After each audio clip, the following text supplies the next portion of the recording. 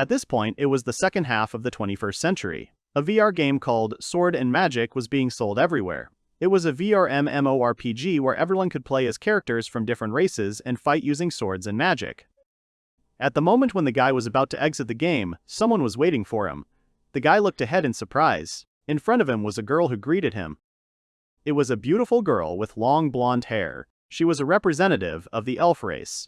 The elf Lala with shining blue eyes called out to him, calling the guy Mr. Pepperon. At the moment, everything that was happening was in the throne room of the Demon King. The throne room was huge. On the side of the throne hung a huge canvas with the sign of the kingdom. There, a large crowd of people from different races gathered, watching and listening to the words of their Demon King, who informed them that the moment they needed had finally arrived. The one sitting on the throne was a boy. His name was Pepperon. He played as the king of the kingdom of Gloria Septum. The boy realized that the cooperative game, Might and Magic, had unexpectedly become a success, thus interesting him. The guy tried to unite representatives of different races to achieve world domination. The capture mode in the game is available only for 7 weak ones among the 35 types of races presented in the game, Might and Magic. Pepperon himself made his character from such races, namely he became a representative of the dwarf race, the weakest and smallest race of all. The guy remembered how scared he was at the sight of huge monsters.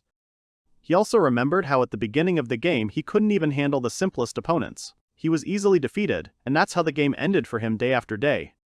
But by continuing to properly upgrade your stats, you can eventually become strong regardless of your race. Pepperon was able to easily overcome his enemies over time. The boy then created a kingdom called Gloria Septum, where he was at the head of different races. An enthusiastic and numerous audience followed him with admiration. He and his subordinates developed and were able to capture a quarter of the world. This was a magnificent development of his kingdom. Suddenly, someone called out to the guy sitting on the throne. The girl with elf ears asked the guy what they should do next. It was a girl named Lala, a representative of the elf race. Elves were beautiful and strong, but had no special status. They were good at shooting, but their attack damage was low. The girl was waiting for orders from her master. Dwarf Pepperon noticed that the character's facial expressions were very monotonous, not at all like real people. The girl kept asking the guy for directions non-stop, waiting for his answer. This was very bad for a VR game. The boy smiled and told his subordinate that the day had been difficult, so he decided to take a better rest. Then, still sitting on the throne, Pepperon called the system with the word exit. He tried to exit the game with the system. An inscription appeared on the system unit. The guy could choose to stay or leave the game. The guy chose to leave the game. After choosing, the system unit instantly dissolved into darkness. Then Pepperon stopped seeing the throne room, only darkness remained. After a while, the darkness did not go away. The guy felt something was wrong, because his exit from the game was loading for too long. He thought that something had happened to the game. But then Pepperon finally began to see something other than darkness. It was a girl, namely the elf Lala. She was calling her master Pepperon, which left the guy momentarily stunned. Hearing her call, he realized that something was wrong. The elf Lala looked at him with tears in her eyes. She was happy that her master had finally woken up. She came too close to Pepperon out of happiness. The guy was surprised to realize that it was his subordinate elf Lala. The girl told him everything. It turned out that he had been sleeping for 3 whole days, which alarmed the girl. Then the girl, having calmed down a little, began to wipe away the tears from her face, which had appeared from happiness at the sight of the awakened and healthy guy. Pepperon, however, fell silent for a moment. He could not find the words. The boy felt strange, because the feeling of the graphics was different from when he played. They were completely different. The girl leaned towards him, and the boy could clearly see every detail in Lala's appearance. Pepperon noticed how Lala's elven ears began to move. The guy had never seen such amazing graphics in the game, Might and Magic. It was as if the game had become reality. Every movement of the girl was noticeable. The guy suddenly began to understand the whole situation. For a moment, a strange and incredible idea came to him. Pepperon looked stunned into space. Other sensations during the game meant only one thing. Pepperon was in deep shock. He began to examine his body with great surprise, because the guy realized that he had moved to another world. But then the black-haired guy began to panic and deny his assumption about moving to another world. After all, the Isekai genre was at the peak of popularity several decades ago, and at the moment it has become a classic. Suddenly, a girl approached him. Lala noticed his strange state, so the girl asked Pepperon if she could do something for him. He looked at her in silence, stunned. Then the guy apologized to his subordinate and then instantly moved his hand towards the girl. He touched the girl's face with his palm, from which her cheeks turned red. Dwarf Pepperon slowly moved his palm, moving to her elven ears. The guy felt the texture of her skin. He thought that it was as if he was touching a living person. The girl had sensitive ears, so her face flushed even more from his touch. Lala, feeling the touch of her master, gasped. The girl could hardly bear her master's touch. The guy understood that no VR game had ever been so realistic. Continuing to touch Lala, he was not even sure if a game with such realistic graphics could exist. The main character thought about it with fear. Lala sadly realized that she no longer felt his touch. She looked at the guy with bright blue eyes and thought that he would continue to touch her. But suddenly the guy pinched his face hard, which made the girl momentarily afraid of Pepperon's strange actions. The guy felt pain from the pinch. He remembered that in VR games you can feel slight pain by changing the settings. The law prohibited connecting pain sensations. Even if you hit your little finger on a cabinet in the game, players felt almost nothing. This is how the game's software itself is programmed, so no firmware or mods will help. The boy didn't understand. If he was really in the world of might and magic, then why he wasn't near the throne? He remembered his luxurious throne, which was in the throne room of his castle. The boy also didn't understand where he was at the moment. After all, before leaving the game, Pepperon was in the royal palace in his kingdom, Gloria Septum. Suddenly, he realized with surprise that he was currently in the wooden hut he had built at the very beginning of the game. The guy was in deep shock from this. He turned pale and thought.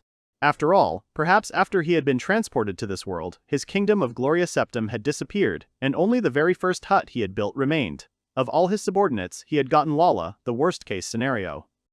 The guy called out to Lala. He wanted to ask the girl where they were, but she only shook her head sadly. She didn't know about their new location. She herself was wondering what had happened to the kingdom of Gloria Septum. Lala didn't have time to figure out how she found herself in the hut. The guy thought that at the moment, there were only two of them. However, the girl did not agree with him. It turns out that his other 5 subordinates were with them, namely, the Goblin Gas, the Titan Nobo, the Kobold Pochi, as well as the Wise Demon Eri and the Harpy Phanesia. Everyone except the elf Lala went on reconnaissance to learn more about the place where they were. The girl stayed to look after the boy. The boy realized that at the moment he and the girl were the only two left in this place. There was no one else. Pepperon got out of bed, making the girl worried. The girl thought that he needed rest because he had just woken up from a long sleep, but he reassured her, saying that he just wanted to get some fresh air. To which the girl also anxiously joined her master. She wanted to go with him. Then the guy with the girl headed towards the door to finally leave the wooden house. The guy opened the door and found himself outside, in deep shock from the scene he saw.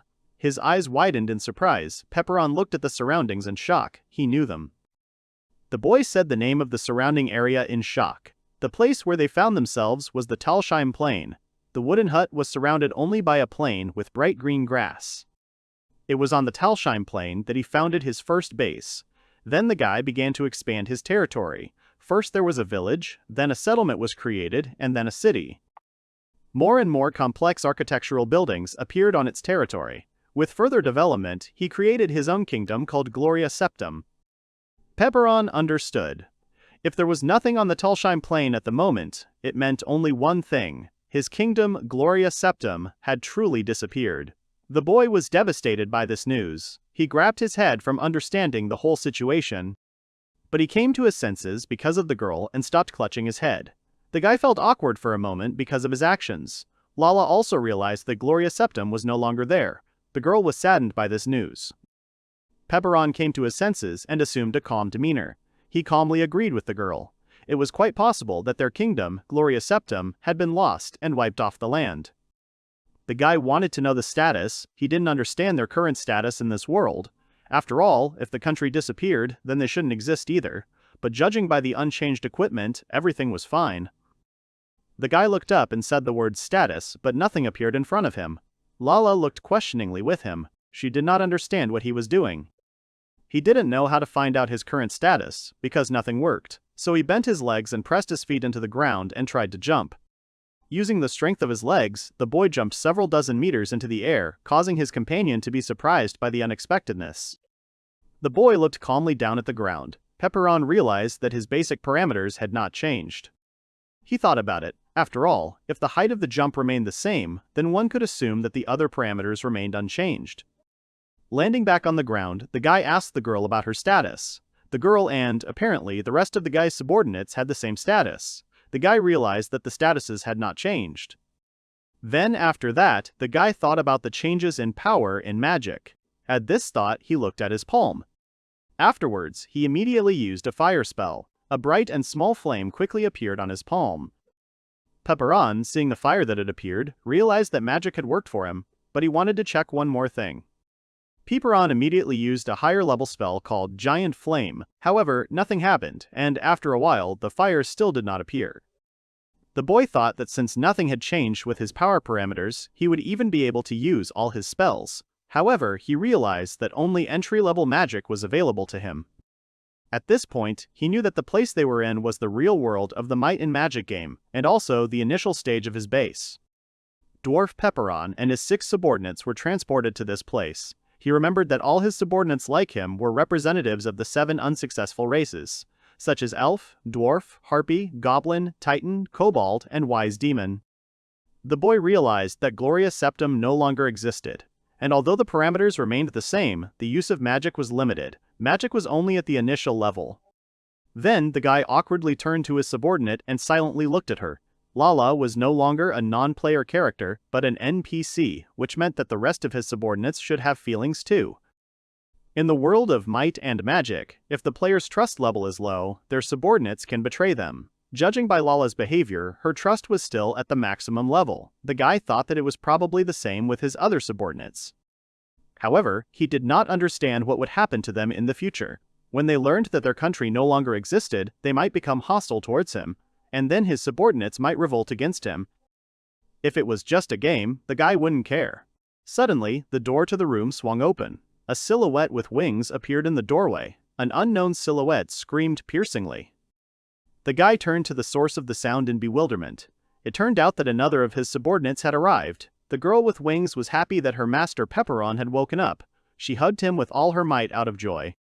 Lala was shocked by the actions of a girl named Thanasia. Thanasia did not let go of the guy from her embrace. The girl was very worried about Pepperon's condition while she was away on reconnaissance. The boy was caught in the embrace of the harpy Thanasia until an angry Lala pulled her away from him. Pepperon could only look at them awkwardly. Thanasia was a cheerful girl with wings. She was a representative of the harpies. Harpies had wings, but they could not fly. Also, their attack power and defense were extremely low compared to others. Therefore, most players did not like this race. The girl was indignant because of Lala. Elf Lala could not help but be displeased because of Thanasia's rude treatment of their master. But Thanasia did not think so. She did not think that her actions were bad and rude. Harpy Thanasia asked the guy with a smile if he was unhappy, to which Pepperon calmly answered her that he had nothing against her actions. But Lala forbade such actions towards the guy. Lala was outraged by this. She would not allow the master to spoil Thanasia. Suddenly, someone entered the room. It was a guy with horns on his forehead. He was puzzled by the noise and wanted to know the reason for it. But soon the boy saw the trio. At the sight of Pepperon, the boy became happy that his king's septum woke up. Eri and Lala fought among themselves for Pepperon's attention. Pepperon could not greet the boy because of Thanasia hanging on him. The guy with the horns was glad that Pepperon was okay. He informed them with a smile that the rest of Pepperon's subordinates would soon be arriving at the hut as well. The guy's name was Gus, and he was a member of the Goblin race. Goblins were one of the popular weak races. Of the 7 weak races, they were the fastest, so they could still be used in a variety of situations. Soon, a girl named Eri and a man named Pochi came into the room. They informed everyone in the room of their return. And then Pochi noticed with a smile that their master Pepperon had woken up. Pochi is a member of the Kobold race. They have the ability to transform into a beast, but they cannot use it. They are also called bipedal dogs. And Eri is a representative of the race of wise demons. All their characteristics were very low except for high intelligence and magic. Because of their appearance, many players try to befriend them so that they can be their talismans. Pepperon was glad that the girl and the man had returned. He also noticed that his last subordinate was missing. His name was Nobo. The boy wanted to know where Nobo was. But at that very moment, a huge shadow fell on the guy, emerging from a silhouette of enormous size. It was the Titan Nobo who had arrived. Nobo had a tattoo on his face, and the man also wore glasses. He apologized to Pepperon for being outside. Due to his enormous size, the man did not fit in the wooden hut, and Pepperon himself understood this. Nobo is a representative of the Titan race. They are huge and strong, and their speed was slow. Their attack power belonged to the highest class, but Titans cannot use it to its full extent. The boy suggested going outside, to which Nobo panicked with worry. He couldn't force his master to go outside for him. To which Pepperon replied with a smile that he couldn't just leave one of his subordinates on the street while he and his other subordinates were in the house. The entire team of 7 representatives of the unsuccessful races was assembled. Pepperon, who is the king of his subordinates, thanked everyone for their presence.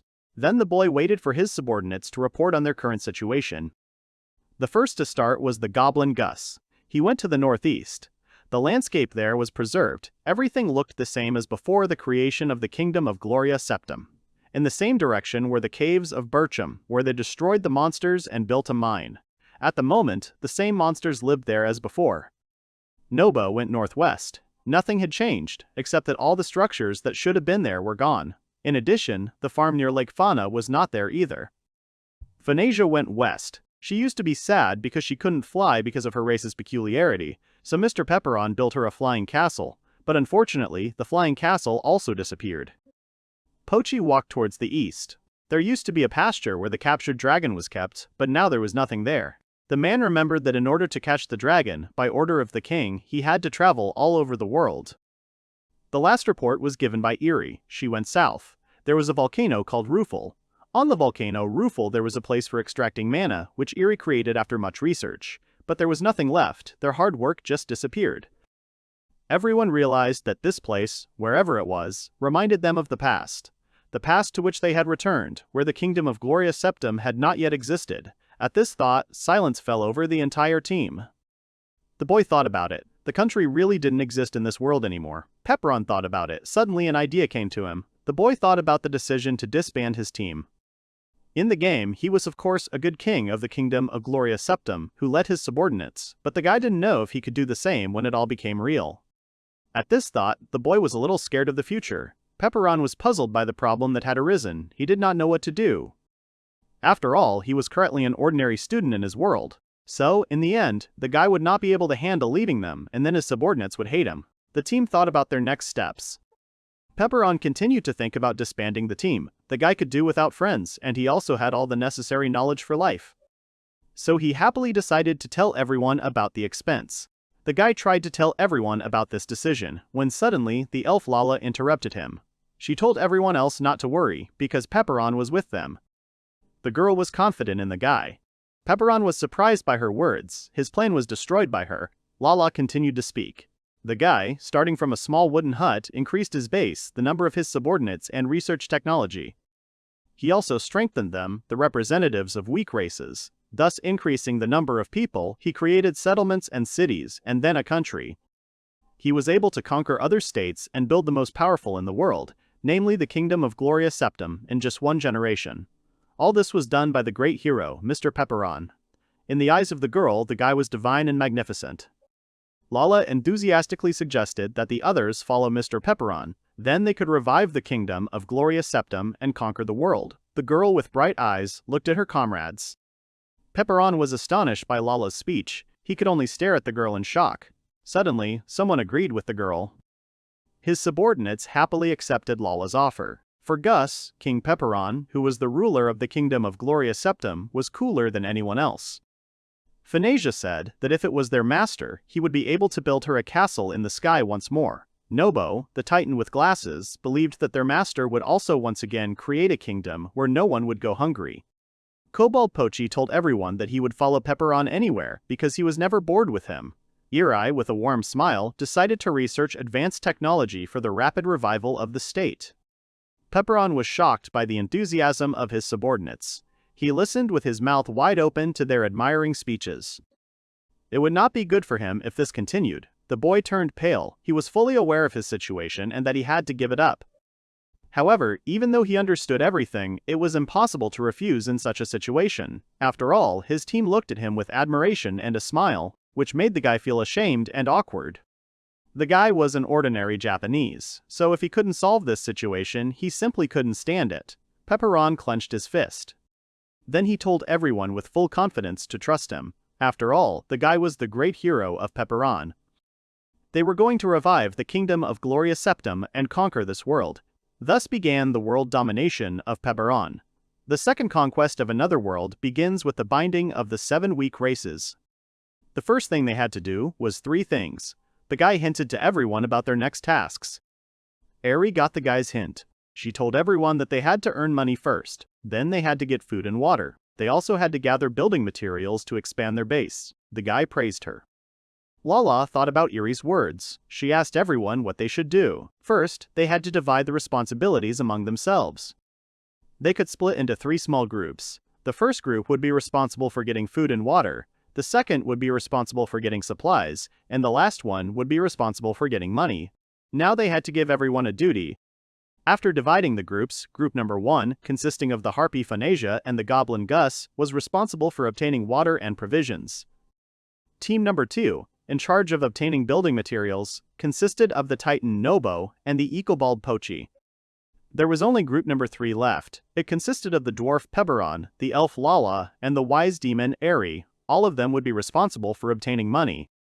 The team divided their duties well, but Nobo was worried about whether they could all leave the Gloria Septum base and leave it unattended. However, since there was nothing valuable in their current base, everything was fine. Of course, the probability that the hut could be destroyed was not 0, but it would not be difficult for them to rebuild it. Pepperon did not worry about this. The guy, having said this, informed everyone about the beginning of the work. Therefore, each of the teams began their duties. After some time, the third team, consisting of Eri, Lala, and Pepperon, headed southwest, where the Cyclops' lair was located. Their primary task was to fill the treasury with money. Lala recalled with delight how Mr. Pepperon had defeated the Cyclopes in the past. It was a wonderful memory for her, to which the others awkwardly remained silent. In the world of might and magic, dangerous boss, class monsters have lairs in different places. There are many rare items that can be sold for a good price. The boy knew that if this world had returned to its original state, then there must definitely be a lair of the Cyclopes. If their statuses had not changed, then it would not be difficult for them to defeat them. Lala admired the boy's intelligence. She did not expect anything else from him. They needed to deal with the monsters faster. Soon they approached the place they needed. There were sharp rocks and remains of creatures everywhere. There was also a faint fog in this place. Approaching the place, the guy suddenly felt an unpleasant smell. He immediately covered his nose and realized that it was the smell of decay. It was now real, which proved the reality of this world, which made the guy feel sick for a moment. While the boy was trying to come to his senses from the smell, Eri suddenly informed everyone that she saw the location of the Cyclops' lair. It was not far from them. Team number 3 stood close to each other, huddled together. They stood and looked expectantly in the direction of the lair. Soon the boy noticed one of the Cyclops. His distinguishing feature was that he had a horn on his head. The monster was sitting and doing something, but soon he turned towards the team, noticing their gaze on him. He grabbed his weapon and instantly approached the team. The Cyclops was enormous in size and held a stone club with spikes in his hand. The monster towered over Team 3. He had only one eye, which was a specialty of his race, the Cyclopes. His single eye looked predatorily at the intruders in the form of their crew. The guy realized that, in reality, the monster looked more complicated than in the game. He realized that it was like breaking into a house without permission, dealing with the owner, and stealing everything precious. Cyclum roared loudly and raised his rocky club with spikes. The monster was attracted to the boy and wanted to attack him with its weapon. However, the dwarf Pepperon was able to easily dodge his blow. The blow from the club shook the earth for a moment and stones flew to the sides. The boy could not do anything about it. It was all for the sake of getting money. He needed to restore his lost kingdom, Gloria Septum. Then Pepperon quickly pulled out his weapon from its sheath. The guy was completely focused and serious. Then pushing off from the ground, Pepperon, rising up, flew at the Cyclops. All his actions were aimed at attacking the monster. The Cyclops was stunned by the guy's sudden movements. Pepperon flew past the Cyclops at lightning speed, simultaneously inflicting heavy damage on him, thus causing the monster to lose the hand holding the rocky club. The guy, without wasting time, called out to Eri in a serious voice. While the roaring Cyclops was distracted by the pain and loss of its limb, Eri pointed her palm towards the monster. Then the representative of the race of wise demons used the magical flame spell. At that very moment, a flame formed on her palm. A stream of fire quickly headed towards the monster. He didn't even have time to dodge, as the destructive fire had already caught up with him. The monster fell down exhausted from the girl's attack. They were able to defeat it. Eri breathed a sigh of relief when she saw the Cyclops' defeated body. Lael was a little sad that they had managed without her. Eri and Pepperon didn't pay attention to her sadness. They had to quickly collect the treasures. In the cave, a treasure chest and bags of jewels were waiting for them. Then, Eri, trying to open the treasure chest, noticed that it was locked and would not open, but with Leyland's lockpick skill, they can open it without any problem. With the help of magic, different types of master keys appeared on Lala's fingers. Then the girl, approaching the chest, began to quickly open it, changing the master keys. Soon the chest was opened with the help of the magic of the elf Lala. It contained many precious stones, gold coins, and also books on magic. Eri, as a representative of the wise demon race, immediately took the books. She found out that the chest contained a book on learning storm magic. Although the training was for 5th level magic, it was better than 8th level flame magic. While Eri was reading the contents of the book, Lala managed to collect all the things they could sell in a chest. The closest city to the lair was Korez. The team moved in the direction of Korez to sell the things in that city. Meanwhile, group number 1, consisting of the harpy Phanasia and the goblin Gus, was in the forest. They were responsible for getting water and provisions. It was still light outside. Gus and Phanasia were deep in the forest. A boy and a girl stood in the huge shadow of some creature. They were wondering about the edibility of their opponent. Gus told her that they wouldn't know until they tried it. Their opponent was a monster in the form of a snake of enormous size. It looked predatorily at the number 1 team. Phanasia thought that their master liked such things. But even though he did not know Pepperon's preferences in food, Gus did not think so. The girl was worried, because if the master was not pleased, there was no need for them to attack the snake. Goblin Gus told her with a grin that Pepperon would most likely be pleased with whatever Phanasia brought. From which the girl immediately became inspired. She believed the guy. In this case, she would bring the monster to Pepperon. Phanasia quickly headed towards the snake monster. Gus did not even have time to see how the girl was in front. The boy realized with embarrassment that the girl had already disappeared in the direction of the snake. But he did not worry about her, because to defeat such an enemy, only Phanasia was enough. Then he relaxed and turned away from the battle and went deep into the forest to get water. The boy was confident and calm about his companion.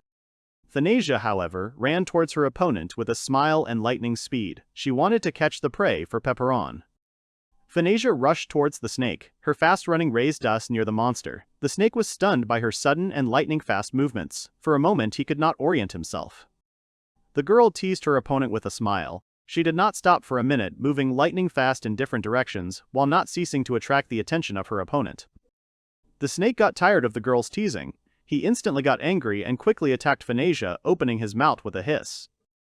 But she instantly disappeared, thereby dodging his attack, not giving the monster a chance to even touch her. The monster was shocked by the girl's sudden disappearance.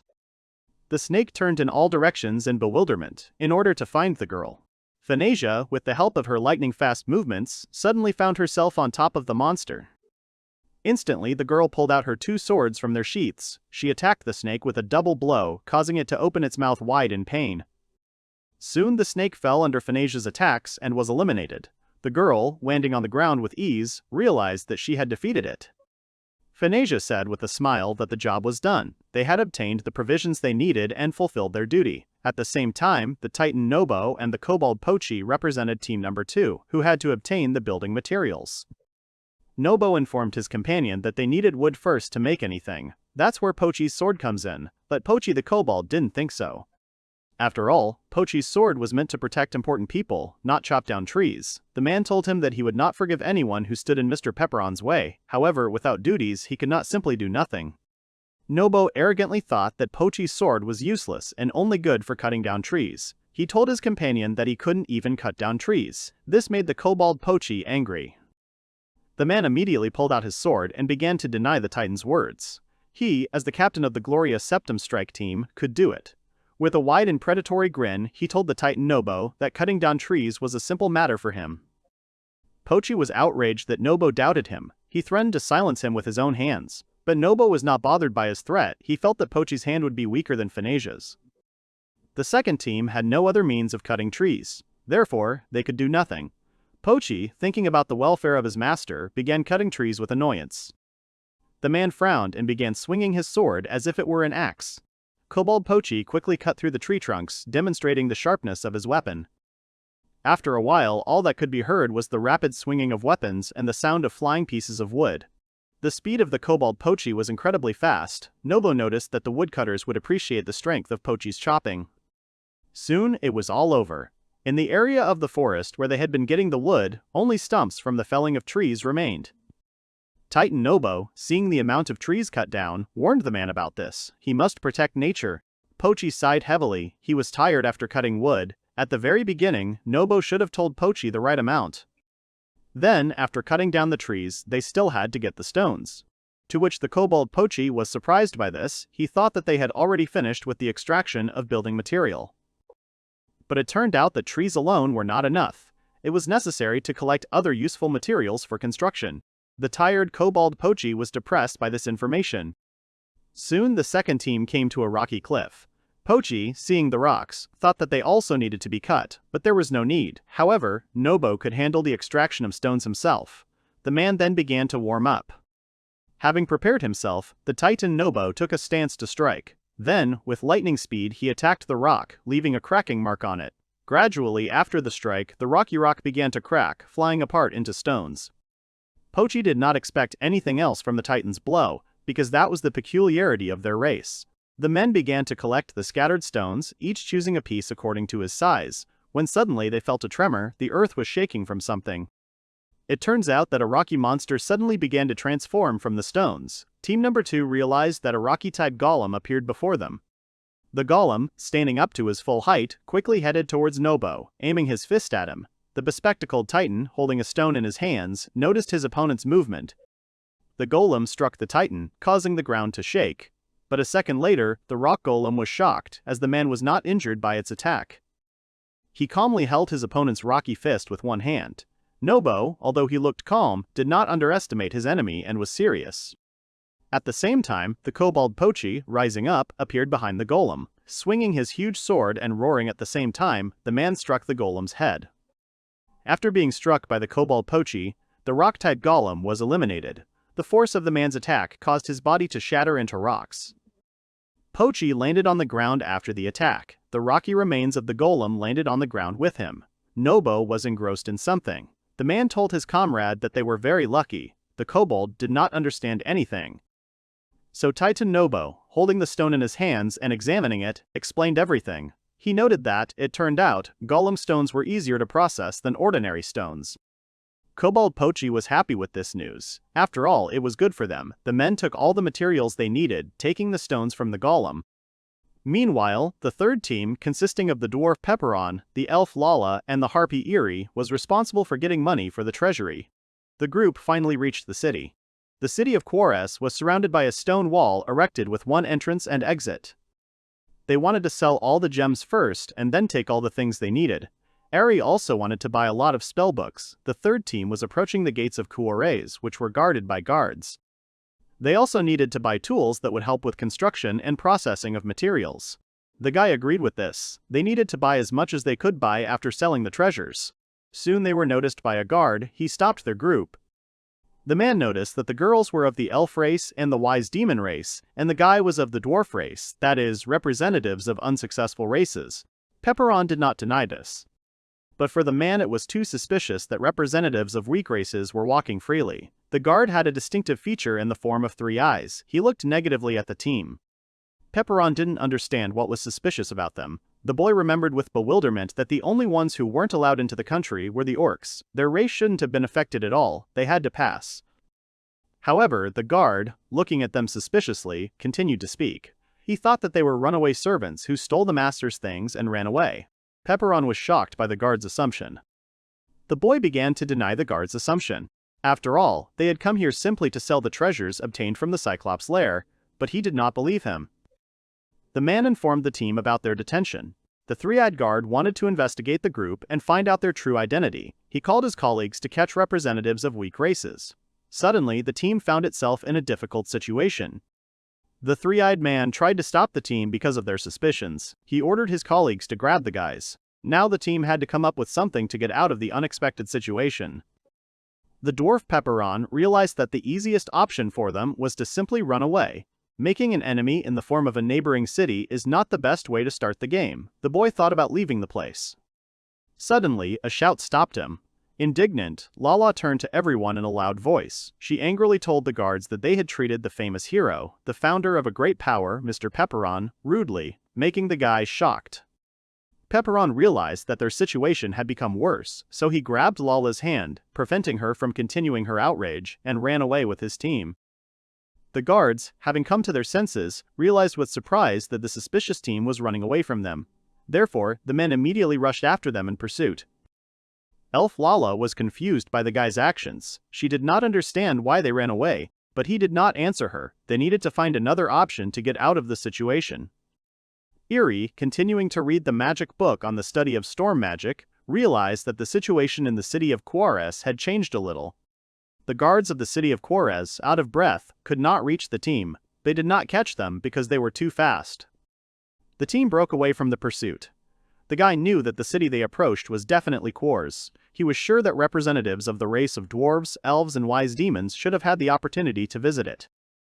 Of course, their weak race was looked down upon, but Eri had never been rejected like recently.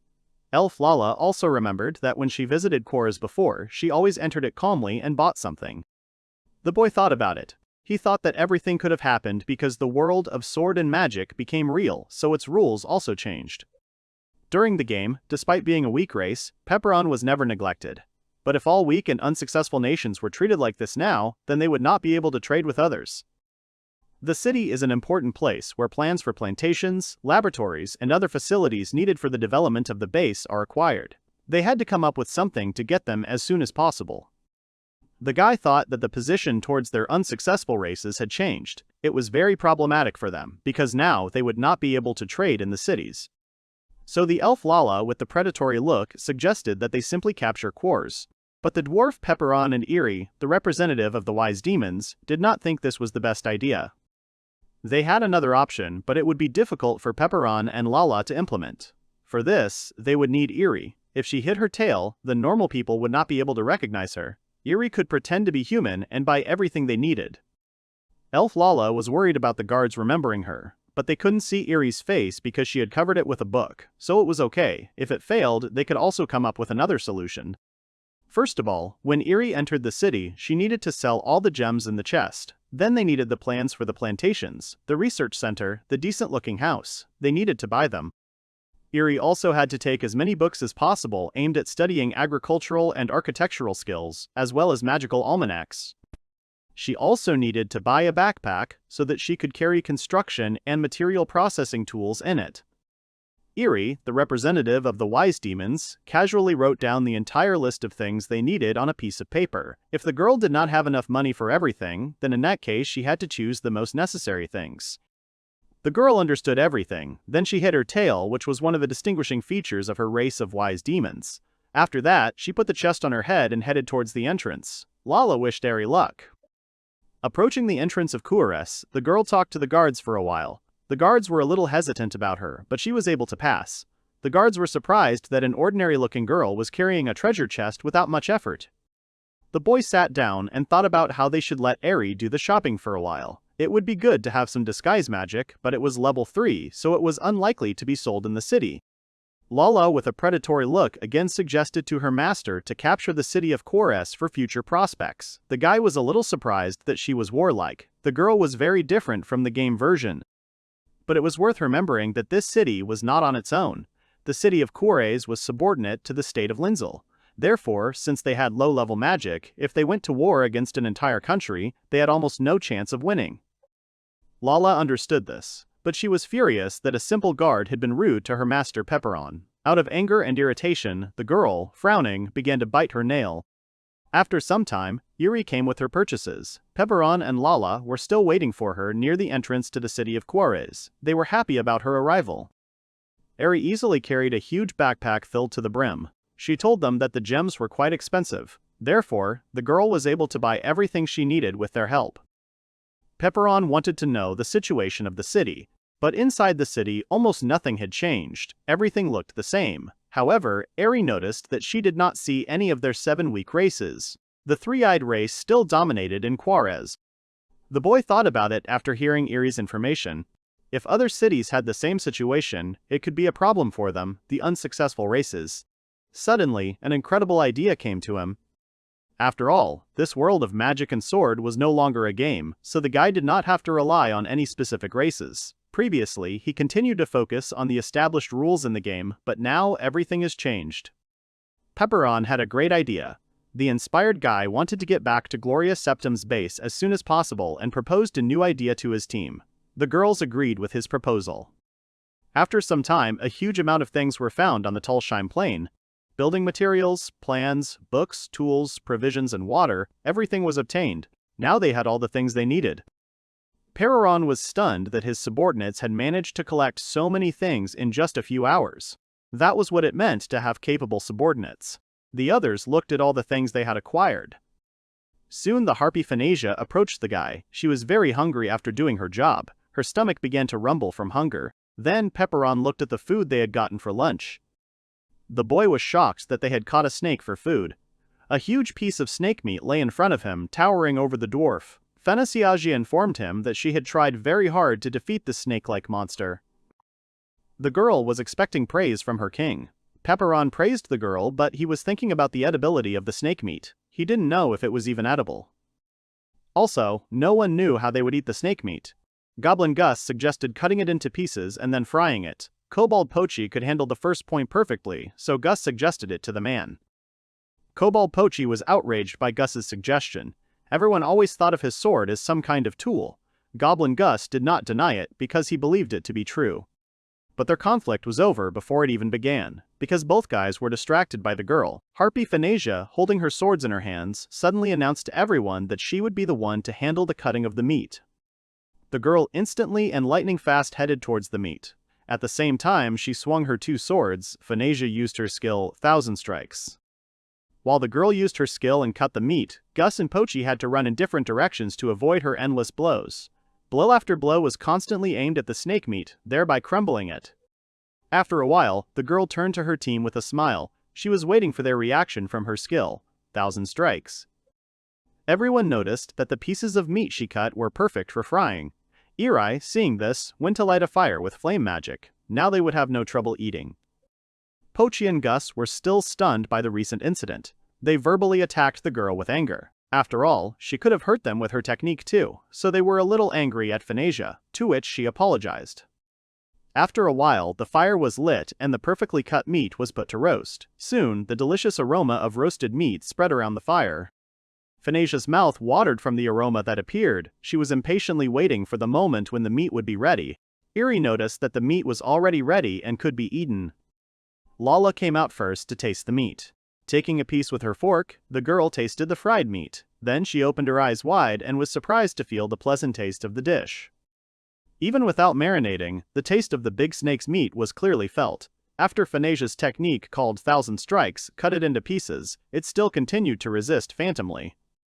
The elf Lala, having tasted the meat, pretended to tell them that although it had a strange aftertaste, the dish was edible. The boy knew that although she had given a modest report, she herself looked as if she had never tasted anything more delicious.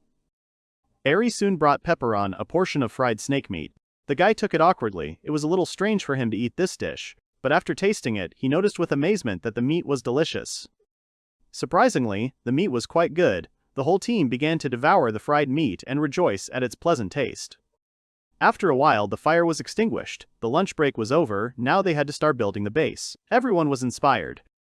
Everyone was busy with their duties. Some were looking for blueprints, some were starting with woodworking. Everyone was busy, except Pepperon. He just stood there, arms folded, watching them.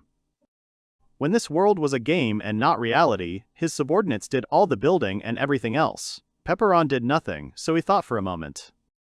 Suddenly, the elf Lala came up to him. She helpfully brought the guy a wooden chair, so that he could rest on it. The guy accepted the offer and sat down. Even when everything became reality, Pepperon could only sit and watch. Even though this world was real now, his subordinates were doing just fine without him. In the game, the guys built a frame and erected a house easily and quickly, which was impressive for the guy. However, the guy, sitting idle, just looked at how busy and absorbed everyone was in the construction work. Because of this, he felt bad and ashamed. After all, this world was no longer a game, so Pepperon decided to try it too.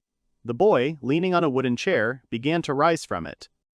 Dwarf Pepperon was cheerfully approaching his team. This time his help would be needed. The guy wanted to help them. His subordinates immediately noticed his movement towards them and looked at the approaching guy with surprise. And at the same moment when the guy approached his subordinates, the girls categorically refused his help. Dwarf Pepperon was surprised by their quick refusal. Elf Lala didn't want their master to participate in such small matters. The boy couldn't even say anything back to her. Then Eri joined Lala, she also agreed with her. The boy shouldn't have done this. The elf Lala, standing in a tragic pose, understood with admiration that the guy was so kind and always tried to understand their feelings. But it was alright. Working for him, she and the others were filled with boundless happiness. No matter how difficult the task was, the bright-eyed girl enthusiastically told the boy about it. So Lala and Eri again suggested the boy to sit on a wooden chair and rest. Dwarf Pepperon awkwardly accepted their offer. Each of his subordinates was busy. Some were looking at the blueprints, some were carrying the materials they needed, and some were building the building. Only Pepperon, sitting on a chair, looked at it with curiosity. The boy thought that, unlike hunting monsters, building was considered a small task. He never thought about it, because during the game he was always constantly hunting. Soon evening came, it became dark outside. By evening, everything was ready. The main building had been transformed from an ordinary hut into a luxurious residence with several floors and a tower on the roof. There were also lanterns in the form of pillars with fire, fields with beds, for future agriculture at the base. There was also a well and a storage with provisions. The boy was stunned by the new look of his settlement. Even though everyone had excellent skills in building structures, his subordinates finished building the base very quickly. Harpy Phanasia wanted to ask Pepperon what to do next, but it was already late, so the guy suggested continuing everything tomorrow. From tomorrow onwards, they had to start developing the base. Eri, a representative of the race of wise demons, was tired all day and began to yawn from fatigue. Pepperon was thinking about finding new subordinates for his base. Elf Lala, hearing about this, thought about it and became puzzled. After all, finding new subordinates for the base was the most difficult and troublesome task of all. After all, the level of their base was quite low. In addition, according to the rules of Gloria Septum, only representatives of the 7 unsuccessful races can join them. That is, only titans, elves, harpies, dwarves, goblins, kobolds, and wise demons could do this. The girl's words made the boy's eyes widen. He was shocked to hear about the rule that only representatives of the 7 weak races could join his base. The boy thought that the game Sword and Magic, even after becoming a real world, had retained his attachment to races. Dwarf Pepperon resolutely wanted to abolish this restriction for the sake of the future of their kingdom. The guy was about to speak out about it, but he was interrupted. Goblin Gus told everyone that King Pepperon had done a lot for the races rejected by all. Therefore, they must adhere to this rule. Pepperon was only shocked by this. Kobold Pochi and Titan Nobo also agreed with Gus. They didn't want to see anyone other than their 7 unsuccessful races. Although it would take a long time, they agreed to it. Dwarf Pepperon could only remain in shock. What he did before was to increase the difficulty level of the game. To increase the level, he only took the representatives of the 7 unsuccessful races into his kingdom, and now it will be considered his lifelong dream for others. The boy was taken aback by the words of his subordinates. The state was no more now. This was not the time to be faithful to the rules. Lala suddenly called out to him, causing him to flinch. Pepperon calmed down and stopped being nervous. But at the same time, the guy couldn't tell everyone that he was now ready to be friends with representatives of other races. After all, if they started to rebel, it wouldn't end well for him. So the boy, clearing his throat, with a forced smile, agreed with the rest of his subordinates to uphold the rule. No matter how long it took them, Gloria Septum was a country for them, the 7 unsuccessful races. The base heard joyful cries towards the boy. Pepperon decided to continue uniting the 7 unsuccessful races. Once he chose a path, he can only continue to follow it. The next day came. The morning sun was shining brightly from above, spreading its sunbeams everywhere. The team gathered in one place early in the morning. Gus and Pepperon stood at the board. They presented everyone with a plan of their future actions. The team needed to raise the base level. There was still plenty of work to do. It was too early for them to relax. Goblin Gus told them the plan. The current Gloria Septum base was only level 1. To reach level 2, which would upgrade the settlement to a village, they needed a laboratory, several dozen houses, 50 residents, and other additional conditions. Almost everyone was sleepy. Only Lala was unhappy that Gus was the one helping Pepperon with the explanation. According to the construction, they needed to build more houses. The development of architecture and gardening, as well as finding new residents, are now the main goal. Pepperon suggested that Eri do research. The girl, who was still not fully awake, agreed to the guy's proposal. Pepperon noticed that she looked rather sleepy. The girl could barely walk somewhere. Gus knew that Eri had been like this since the morning. Then Pepperon suggested that his team distribute the duties among each other. After that, they were to split into two groups. Those who would go with him to look for new subordinates, and those who would remain at the base for construction and security. Lala was looking forward to this. Phanesia recovered from her sleepy state. The elf Lala wanted to calmly offer Pepperon to become his companion on the journey, but she was interrupted by the harpy Phanesia. She quickly and loudly offered her candidacy to the guy. He noticed it and agreed. So the atmosphere changed immediately. A gloomy Lala told the others in a menacing voice that she hoped there would still be a free place in Pepperon's team. She did not let the others take her place. The subordinates ran away from the girl. They awkwardly chose another team, just not to anger Lala more. Nobo and Gus will deal with the housing issue, and Pochi will guard their base. So Pepperon had no choice but to offer the remaining girl to join him. The elf Lala happily accepted her master's offer. Suddenly, the harpy Phanesia noticed a crowd in the distance, which was approaching them. The crowd soon appeared from afar. They were calmly and threateningly heading towards them. There were a large number of men with scars and weapons. They looked at the team with a predatory and threatening look. Among them, at the head, stood a dark-haired man with an eye patch. He walked towards them with a smile and a weapon on his shoulder. The dwarf Pepperon was calm. He understood that they were bandits. But he did not worry about it, because it would not be difficult for them to drive away the bandits. Suddenly, the boy realized that the bandits were people, not monsters. He didn't know if he could eliminate them. It was a problem for him. He remembered how in the game the guy destroyed many opponents. Although it was in the game, in reality it was a completely different matter. The guy thought about it. Suddenly he stopped worrying about the problem that had arisen. After all, he had already been able to feel a similar feeling of elimination in the battle with the Cyclops. The guy forgot about the thoughts that had been bothering him recently. The bandits looked at the crew with predatory eyes. They noticed that they had appeared on the Talsheim plain quite recently and had built their settlement. The men also saw that the crew consisted entirely of representatives of unsuccessful races. Usually, representatives of races like them were sold into servitude by bandits, but they will make an exception if they pay 1,000 gold coins weekly. Pepperon wasn't scared by them. The guy, closing his eyes for a moment, just sighed calmly at their offer.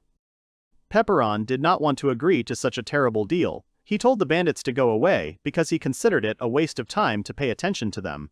The boy easily removed the bandit's hand from himself. The bandits did not consider the guy a threat.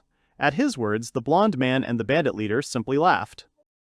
Then one of them pulled out his weapon. The blonde man pointed the sharp end of his saber at the boy. He gave them a chance to choose whether to pay for their lives weekly with 1,000 coins or to be liquidated. Pepperon also gave them a chance to retreat, and then he would forget all their stupid actions, from which the man laughed evilly and only became more angry. He, waving his weapon, headed towards the guy, trying to attack him. But the blonde man didn't even have time to attack the guy, as he was attacked from behind. He could only feel the damage from the attack in surprise. The man's attacker was the goblin Gus. The guy quickly dealt damage to his opponent. Gus, having calmed down, noticed that he did not let his opponent finish, but in fact, he did not care. The blonde man fell from the guy's attack. The robbers were surprised by what they saw. Goblin Gus thought he had eliminated his opponent too quickly, but Pepperon had nothing more to say to him. He himself did not want to leave on good terms. The bandits were silent. They were scared. Pepperon, in a dark tone, ordered his subordinates to attack the uninvited guests. At the same moment, the kobold Pochi, the titan Nobo, and the harpy Phanesia enthusiastically headed towards the enemies. The battle began. Phanesia quickly attacked the opponents with her swords.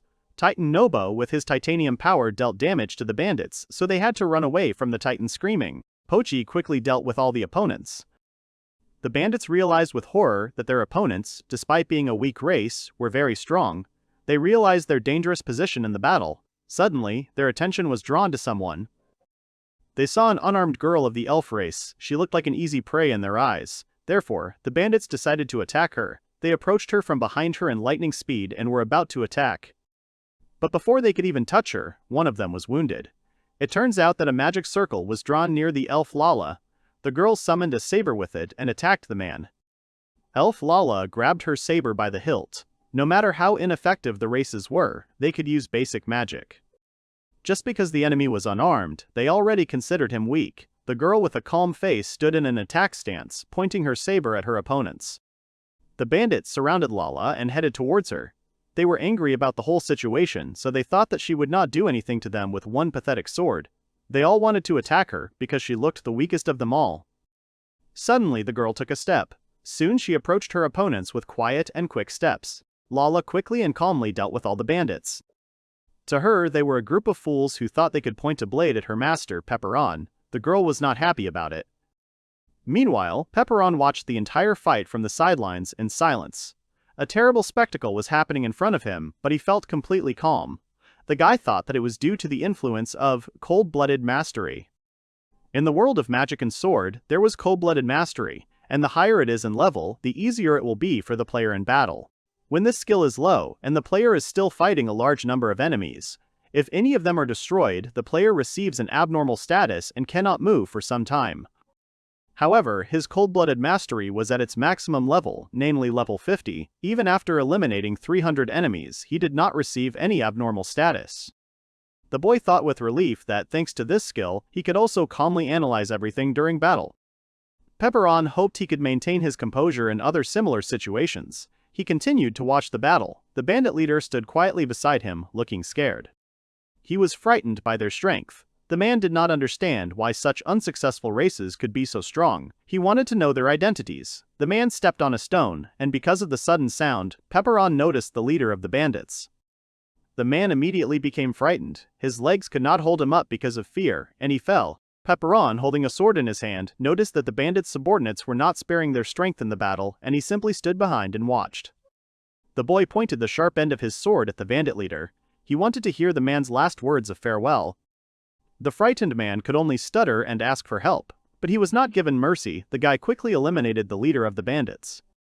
After a while, they completely dealt with the uninvited guests. Although they had an unexpected obstacle in the form of bandits, they had to return to the original plan. Lala and Phanesia would go with the guy to look for subordinates.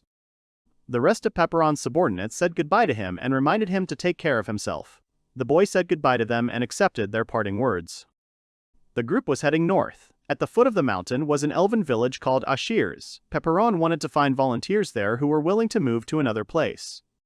Harpy Phanesia laughingly told them that she hoped they wouldn't be as terrifying as Lala, which immediately offended the elf Lala. Lala didn't understand how terrifying she was, but when it came to Mr. Pepperon, it was better not to be around her. Pepperon thought it was true. A few minutes before the arrival of Pepperon and his comrades, night had fallen. It was dark outside. The village of Ashirs was quiet. Only a menacing voice with accompanying screams could be heard. Someone ordered someone to sit silently. It turns out that all the residents of the village of Ashirs were captured and immobilized with a rope. They were battered and frightened by the situation. The unknown robber learned from his comrades that they had already cleared the entire village of Ashirs and captured all the villagers. Night came. The full moon appeared. It illuminated all the forest surroundings. In addition to the sounds of the cuckoo, the sad voice of the harpy Phanesia was heard. She wanted to eat. The girl was barely able to follow her comrades because of hunger. The guy did not understand the girl's condition because she had eaten a whole roasted boar for lunch.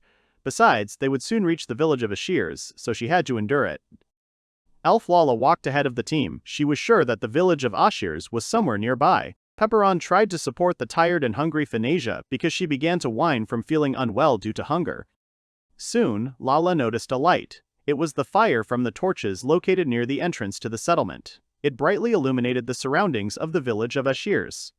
Phanesia immediately ran towards the village with joy. She wanted to eat something. Lala tried to stop the girl who ran away. The guy realized that they were able to reach the village only after midnight. It was fast. Harpy Phanesia, approaching the entrance of the village of Ashirs, joyfully greeted the residents of the village of Ashirs. At the same time, her wings spread out from joy. The girl hoped to finally eat. But then she fell silent. The teen noticed with surprise and horror that the village of Ashirs was destroyed. Debris from destroyed houses lay everywhere. Someone had attacked the village of Ashirs. Soon, a man's voice was heard. He asked the others with an evil smile about the number of elves they had caught. Another lizard race bandit answered that he had seen someone else in one of the houses. The three-eyed race man was wearing a mask. He didn't want to go back to Asher's village because of one elf. It was also inconvenient for them to go because of the aftermath of the battle, so he wanted to ask his companions to move to the side. The company held the wounded villagers in their hands. The bandits grabbed all the elves, put shackles on them, and forced them to go somewhere with them. They did not spare anyone. If any of the captives stopped, the bandits would punish him. Lala watched with deep horror as her kin were humiliated. She realized that the bandits had captured all the elves from the village of Ashirs. Pepperon watched the incident in silence. Pepperon knew the identity of this company. All the bandits who were in the village of Ashirs were members of the BBC group. BBC was an abbreviation for Black Company. In the world of might and magic, they were involved in human trafficking, selling horrible substances and illegal magic books, as well as liquidations and kidnappings. The largest criminal group. Most likely, the group of bandits was going to sell the captured elves from the village of Ashirs into service to someone, therefore, they captured every single one of them. Pepperon himself was once a member of the BBC and achieved considerable success. When he acted cruelly, he was guided by the fact that it was only a game, although even so, he felt bad. The guy thought that if he got involved with those guys, he might just sign himself up for elimination, so they shouldn't take any action against the bandits because their Gloria Septum base hasn't even become a village yet. The full moon shone brightly in the night sky. Pepperon was sad that they could not make these elves their subordinates, but he could not do anything. They had to avoid unnecessary risks. When suddenly Lala's menacing voice sounded, she wanted to stop the bandits. The girl was sure, because next to her was the great hero, Pepperon. In her eyes, he would never stand silently and watch the incident with the elves. The guy did not want this. But even Fanasia was angry because of the destroyed village of Ashirs. She angrily agreed with Lala's words because the bandits had done horror to this village of Ashirs. Now it was impossible even to eat there. The girl had other goals in the form of food. The bandits did not consider them their enemies. They were not bothered by the anger of the weaker races. The group began to laugh at them. Pepperon realized that, unfortunately, they had paid attention to the team. The lizard-like man mocked Pepperon. He did not consider him an enemy because he belonged to the dwarf race. Also, the masked bandit had never heard of a hero with such a ridiculous name. Lala heard the robber's words and was angered by the man's rudeness. She wanted him to pay for his words. The girl looked at the man with a dark look. Suddenly, another robber, who was from the three-eyed race, joined the conversation. The man with the third eye looked at the girl. He was dissatisfied with the girl's actions and did not consider her an equal opponent. Pepperon felt uneasy about this. They had no more options to avoid the fight. If they dealt with them and left no witnesses, then everything should be fine, although he didn't want that, and the guy wasn't entirely sure about it. He then ordered Lael and Fanasia to eliminate the bandits. Pepperon moved forward towards the BBC group. The guy told the girls that they shouldn't let anyone escape. The guy said this to his subordinates with a gloomy look. The girls, enraged by the bandits, accepted their master's order. Lala and Fanasia looked at the men with predatory and gloomy glances. Together with the guy, they confidently headed towards their enemies. At the same time at the base, it was also night, and it was very calm and quiet. The remaining subordinates were sitting in one room at one table. They were thinking about what race the new inhabitants would be. Kobold Pochi first wanted to raise an army capable of defending the future state, Gloria Septum. Therefore, he considered it necessary to have about 100 kobolds to solve this problem. However, Nobo disagreed with the man.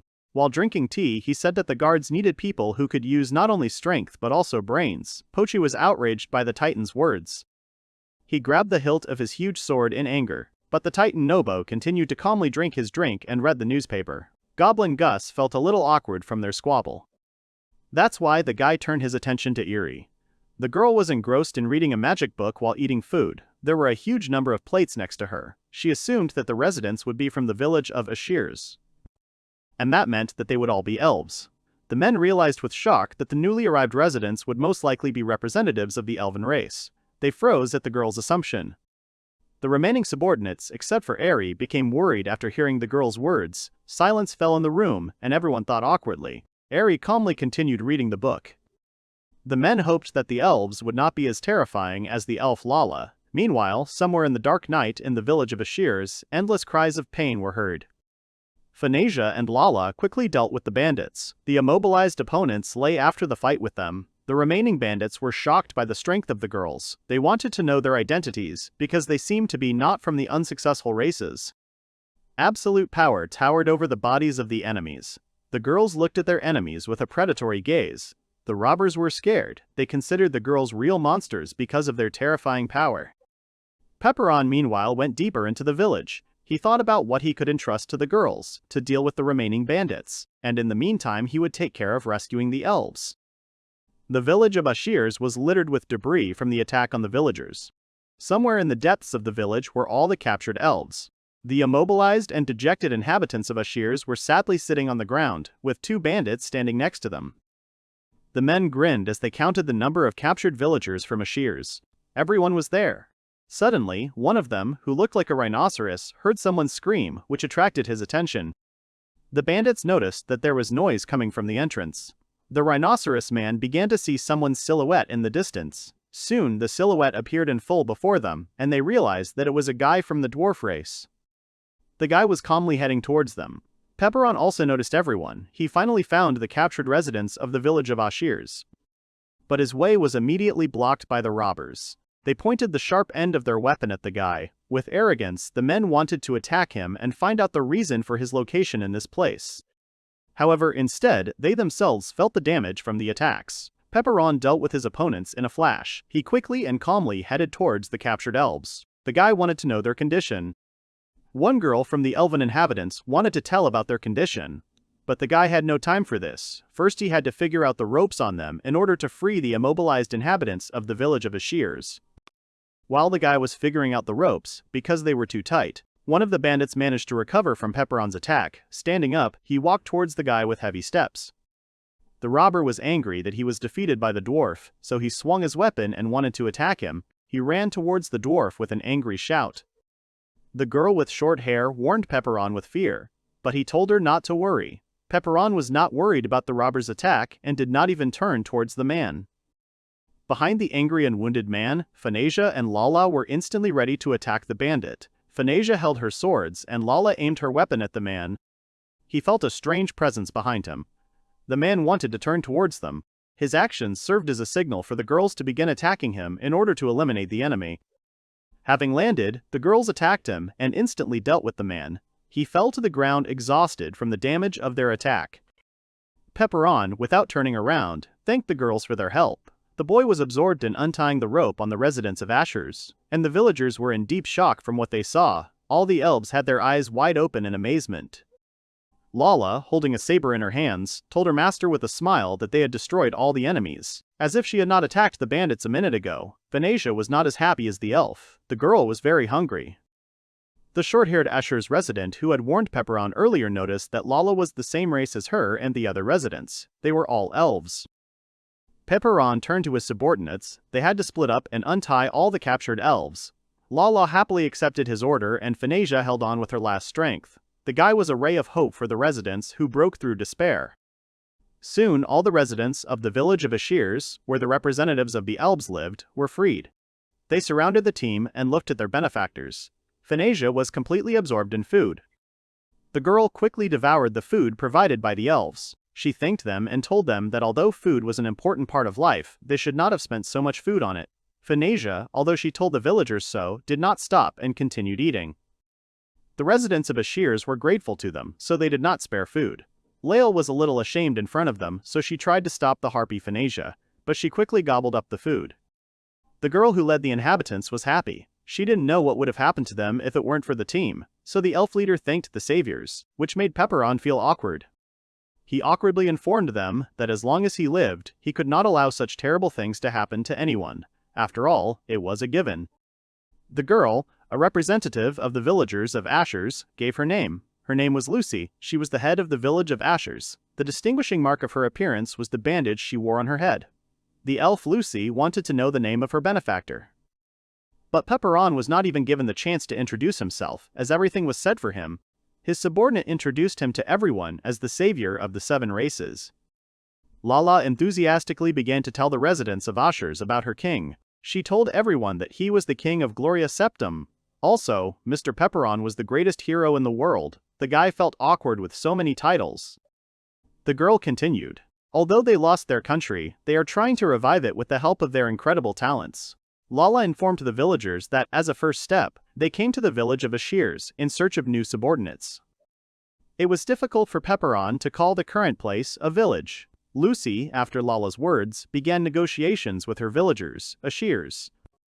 Soon, the girl and her villagers asked the team for permission to bring all the people of the village of Ashirs under their command. Pepperon and his subordinates were stunned by the request of the elf Lucy. Their eyes widened in surprise. They could not believe the words they heard. The boy asked the girl again if all the residents of the village of Ashirs would really join him under his command. The elf Lucy agreed with the boy, it was true. Pepperon, of course, thought that only 2 or 3 people would join him, but he did not think that all the inhabitants would join. In the game, he was never asked to subjugate so many inhabitants. There were about 60 elves living in the village of Ashirse. With that many residents, his settlement would rise to level 2, and turn from a settlement into a village, which was good for them. Lucy was alarmed by the boy's long silence. She thought that they would become a hindrance to the rescuers. The boy, having come to his senses, did not agree with this. He told them that their village of Ashirs was quite far from the current Pepperon base.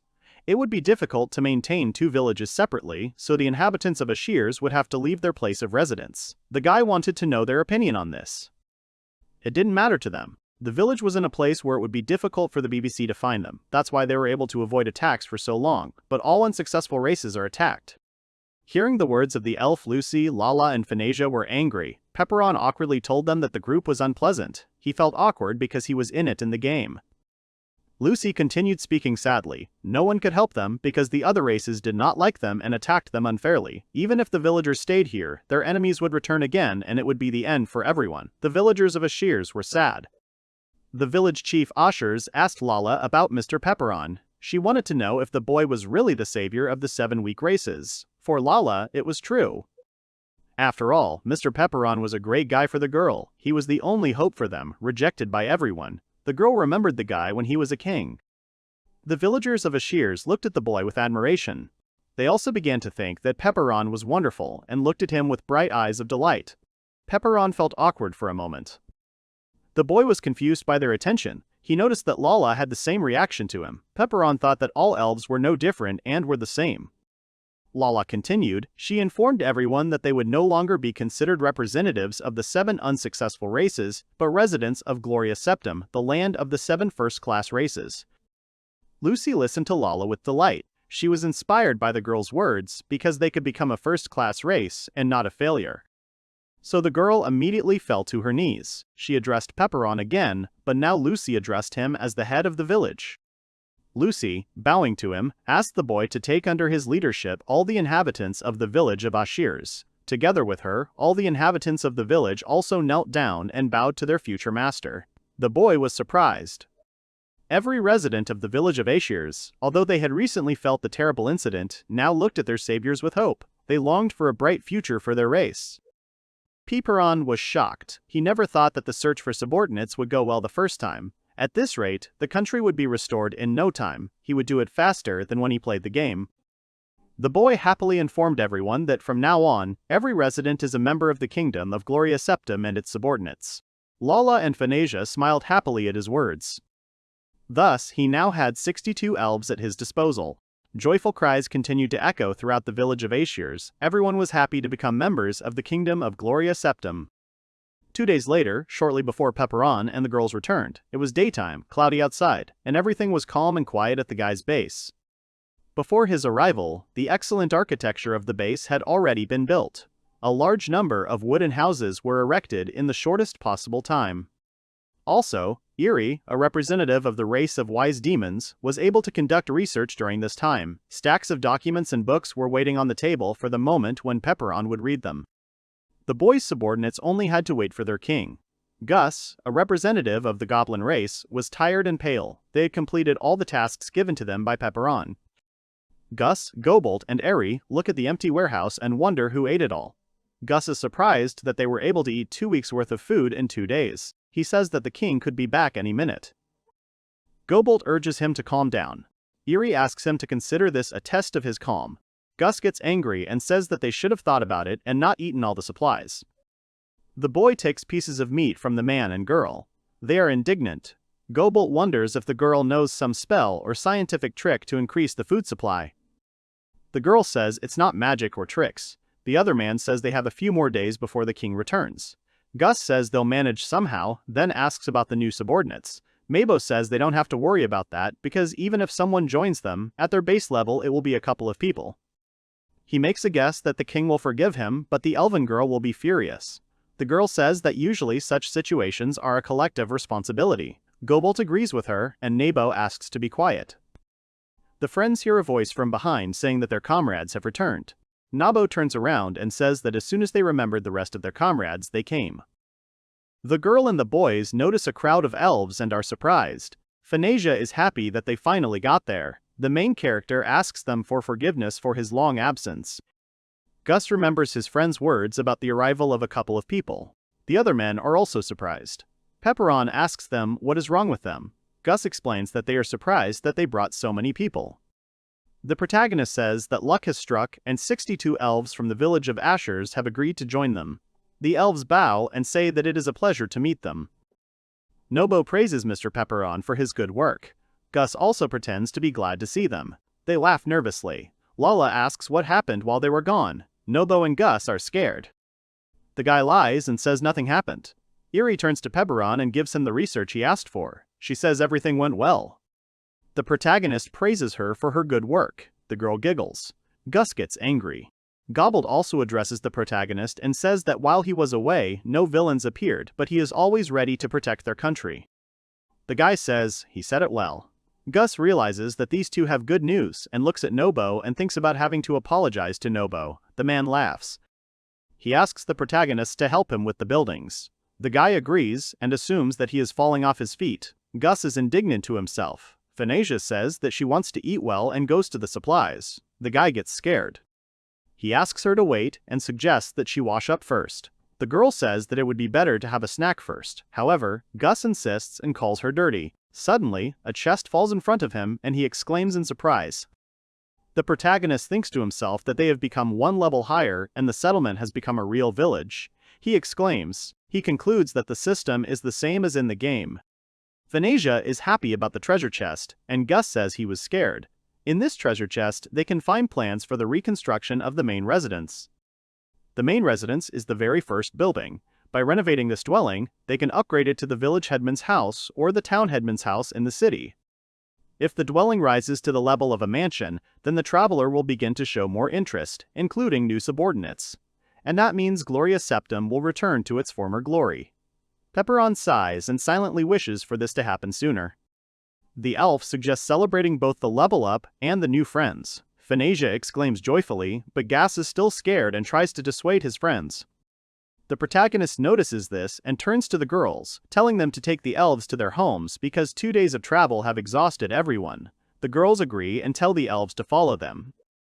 Gus breathes out calmly, and the protagonist hurries to find out what's going on. The guy admits that they have no food at all. Pepperon exclaims in surprise. Gus apologizes. Eri says that he shouldn't have eaten so mindlessly. Gobolt agrees with her. Gus yells that they are making fun of him. The protagonist calms everyone down and says that what has been done can't be undone and they will still have to look for food because there won't be enough for everyone. His subordinates ask him not to tell Lala about this. He thinks to himself that they fear Lala more than their master Pepperon. He asks them to go get food. They agree. The protagonist thinks to himself that Phanesia and Eri are real gluttons, although you wouldn't know it from looking at them. He also thinks that the problem will become a problem if they don't solve it in time. He says that they will manage somehow. However, the protagonist has completely forgotten about one thing. He has forgotten about those who will immediately appear upon learning that Gloria Septum has become a village. About a month later, the main character finds himself in the world of sword and magic. The lovely elves greet him and wish him a good morning. He responds in kind. Their base level has gone up, his subordinates adore him, and he is a good king. Their shack has now become a first-class home. Pepperon remembers that in the game he was very happy when he got his first real home. They still have a lot to do. The main character sits under a tree. He says that sometimes you just need to be alone and think. It's hard for him to relax when someone is constantly walking under his ear, and even a king needs to be alone sometimes. Suddenly, someone calls out to him and he gets upset. The boy shouts that something strange is happening at the edge of the village, and the girl points her finger to the side and asks him to quickly go there. The main character yawns and assumes that these are bandits again and that they need to quickly build a wall, otherwise there will be no peace from below. He hears shouts that they should call the leader. Pepperon doesn't understand what's going on. He comes out and says that he's the boss here. The guy is very surprised by what he sees. A man is standing in front of Lala and Gobalt. The elf asks if he is from the Spalding family and what they want from Mr. Pepperon. Gobalt says that he is pretending to be human. The knights behind him are indignant at his treatment of their commander-in-chief. The man says he doesn't care. He shouts that he is the commander of the order in service of the Spalding family, Lu Plasdar. Lu asks them if they know whose land they are on. The commander says it is the property of Murata Spalding, the head of the family. He also says that they cannot build a village here and calls on them to leave immediately. The protagonist thinks to himself that he has completely forgotten about them. He makes an assumption that it is about taxes. While they were a village, they didn't care much, but once they raised the level of the village, it made them angry. He understands that they want them to pay taxes for this plane, and if they refuse, they will send a huge army and that will be the end of them. He calls the family conscientious taxpayers and thinks it would be better to follow their example. He recalls that in the game the tax was 5% of the annual income. The girl from the elven race says that they don't care about the Spalding family because they are from the unshakable kingdom of Gloria Septum. The protagonist does not understand what she is talking about and exclaims questioningly. The girl screams that if they want to get rid of them. The man finishes the sentence for her and makes it clear that in that case they will have to use force. Pepperon is indignant from behind. He thinks to himself that they are continuing to escalate the situation and that this is bad. They need to continue to develop the village, otherwise the situation will become much more complicated. He turns to his subordinates and tells them to stop. He apologizes for being late and introduces himself as Pepperon, the village elder. The man doesn't understand whether he is a child or a gnome. The guy says that the second option is correct. He realizes that at first glance the village is full of elves, but if you look closely, you can see other races as well. The man wonders how they managed to gather so many unsuccessful races together. Gobalt is angry at his words. The protagonist calms him down. He asks the commander-in-chief what they wanted. He replies that this is the property of the Spalding family, and they must leave. The guy suggests sitting down at the negotiating table. The man asks him again and says that he has an idea. The land was originally empty. The protagonist asks why they don't start a village here for the benefit of the Spalding family. He asks if he's willing to swear allegiance to the family. Pepperon says that's what he meant. Lu agrees and asks his subordinates to bring him the scroll. Everyone gives it to him. He proclaims the beginning of negotiations. The protagonist forgive him to wait. He suggests that they continue at his residence, as this is an important matter and they need to get comfortable and discuss everything calmly. Lu agrees and calls 2 soldiers to follow him, while the rest are ordered to wait. The protagonist tells his subordinates to wait here because he will talk to him himself. Lala says that Lu is going with security so she should go with him. Pepperon answers negatively. He says that while they are negotiating, no one should approach the residence, and therefore he asks that this be conveyed to all those absent. The protagonist then thanks Lala. The girl is happy and says that she understood him. His words are ringing in her head. In fact, Pepperon just doesn't want them to be present at the negotiations where he is obviously in a losing position. He doesn't want to lose their loyalty. The man urges him to start negotiations, although he notes that the only thing left for them to discuss is the tax rate. The protagonist calls this a game. Lu says that 40% of all the harvest in this village will be paid to the Spalding family. In that case, they will not attack them or drive them out of the village. Pepperon is very surprised that he demands 40%. He thinks to himself that 40% is a lot and wonders where the generosity of the tax collectors is. He asks if there is a way to lower the tax. The man says that the village is full of inferior races that are useless in war. He thinks that they can only be used for agriculture. The protagonist thinks to himself that this is all because they are weak. He notices that things are going badly. Pepperon notes that they recently fought off bandits and agrees that they are weak, but says that they can still fight. Lu says that weaklings are weaklings and that they will never be useful in battle. The protagonist gets angry. He has a plan to destroy them all, but he talks himself out of it and notes that it sounds like Lala's idea. He calls himself to calm down. Lala sneezes outside. Eri assumes that she is sick. Suddenly, the protagonist gets the idea that it would be nice to have a track record to prove everything to him. He says there's some unresolved issue on the Spalding property that they can sort out. He offers a bet. If they solve the problem, the man agrees to lower the tax rate. Lu asks what he means. The main problem is that the Air Force is a direct threat to the security of the territory and they probably have a shelter somewhere nearby, but they are unlikely to be able to solve this problem. The protagonist asks if he is willing to lower the stake if they find out the location of the Air Force base and destroy them. The man asks why he is offering something he cannot do. The protagonist proposes a tax rate of 10%. The man does not understand what he is talking about. Pepperon says that if they destroy their shelter, they must reduce the rate to 10%. The boy says that if they do this, they will be in open contact with the BBC, which is a risk they are willing to take, and it is worth the payoff. He asks the man how he likes the idea. Liu laughs but agrees, calling it interesting. The protagonist asks if he is being honest. He answers positively. He gives them a month to do it and says that if they fail, the tax rate will be 50%. Pepperon is surprised by such a large bet. The man says that if you act half-heartedly and just provoke their anger, they will start to raid more. He explains that they are asking the weakest races to deal with them, and this leads to a much greater risk than theirs. The man asks if he is confident in his strength and reminds him of the 40% tax. The young man is indignant and asks him to wait, asking if they can help with something else. The man says that they don't have enough problems to lower the tax rate. The protagonist thinks to himself about what they should do, because he thought that it would be possible to solve some other problems that do not concern the Air Force in exchange for a lower rate. They have no choice but to act. However, the protagonist understands that no matter what their level, they will not be able to destroy the Air Force shelter just like that.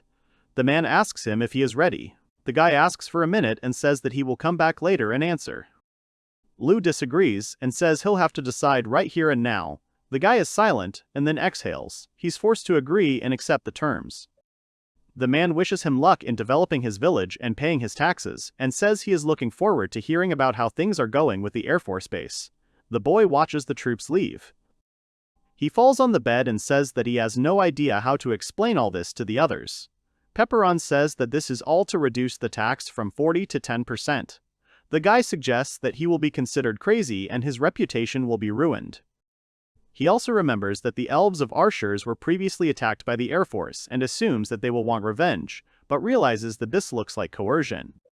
He suggests that this could be described as a mission to liberate 7 times from the oppression of the Air Force. The protagonist sighs heavily. The elven girl sighs as well.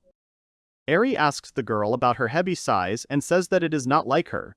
Elphika says that everything is fine. The demon is about to leave and says that she understands everything. Lala stops her. Her friend asks what's wrong with her. The girl says that she already knows everything, and then shouts that she wants to be more useful to Mr. Pepperon. Eri says that everything seems fine now. However, the girl denies this and says that this is not enough. She recalls that earlier after the meeting with the commander-in-chief, she tried to stay with Mr. Pepperon, but he told her to leave him for a while. Lala is upset that Mr. Pepperon has some problems and she can't help him at all and feels ashamed and disappointed. Eri says that nothing is expected of her. The girl doesn't understand what she is talking about. The demon suggests that it is not about her and says that there is always someone next to Mr. Pepperon, and sometimes he wants to be alone to think. The girl also tells her not to stress, and Mr. Pepperon will turn to her when he needs her help. Elphika is happy with her words and thanks her, saying that she will stop whining and do everything in her power. Eri waves the girl after him and thinks to herself that she should be more restrained.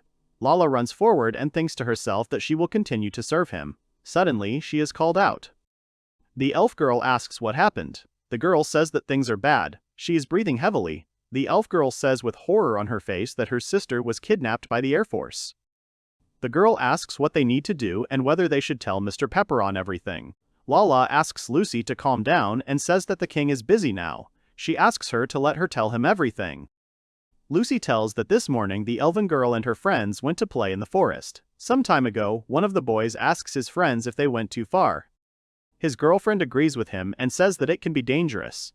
The girl from the elven race says that everything is fine and their sister allowed them. The boy is interested in what they will do if monsters appear. The girl is scared by his thoughts about monsters. Their friend says that there are no strong monsters in this forest and therefore it is safe. She says that she heard that colored rabbits live here, and this is a very rare species. Her friend asks her again. The girl from the elven race thinks that Pepperon will probably be happy if they bring him home to him. Suddenly, the girl notices one of them and asks her friends to look there. She calls him cutie, and the other girl asks how they will catch him. Elphika takes it upon herself and goes out to the rabbit and asks him to come to her. The animal slowly goes and touches her hand with his nose. Reese encourages him not to be afraid. The rabbit jumps on her. She laughs and says it tickles and that they seem to be friends. The second girl says she wants to hug him too. The boy notices another one. Suddenly, someone else appears in the clearing. The children turn around and see men. One of them asks what they are doing here. He tramples the bunny. The boy realizes it is the Air Force. The girl asks where they are from. The man says that such youngsters will make excellent servants. The second man agrees with his comrade and says that such youngsters can be taught many things. One of the children steps forward and says that she will deal with them.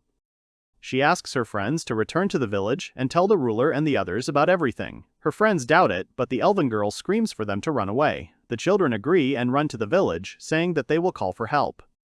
One of the men shouts at them not to let them go. The girl looks at them resolutely but trembles. The bandit tells her not to be afraid because the place they are going to is a real paradise. The men laugh. Currently, only the knife of the elven girl is lying in that same place. They realize that this is where the girl was kidnapped. Lala asks them if they are sure it was the Air Force. They respond positively and say that they were wearing the same bandanas as the people who attacked their village. Nabo says that things are bad. Gobolt agrees and suggests that they sell her into slavery or work her to death. Lucy exclaims questioningly. She grabs Lala and asks her to save her sister. The girl agrees with her and says that they will go save her right away. Gobolt asks her to wait and says that they must inform the king about this. Lala is sure he would have supported them. Gus isn't so sure. He says Mr. Pepperon once told him the Air Force is not the most pleasant company and it's one thing to fight on their own territory, but quite another to break into their lair. He says that Mr. Pepperon should decide something like this. Lucy is disappointed and asks what will happen to Reese. Seeing this, Gus makes it clear that he is sure that Mr. Pepperon will be happy to help in any case.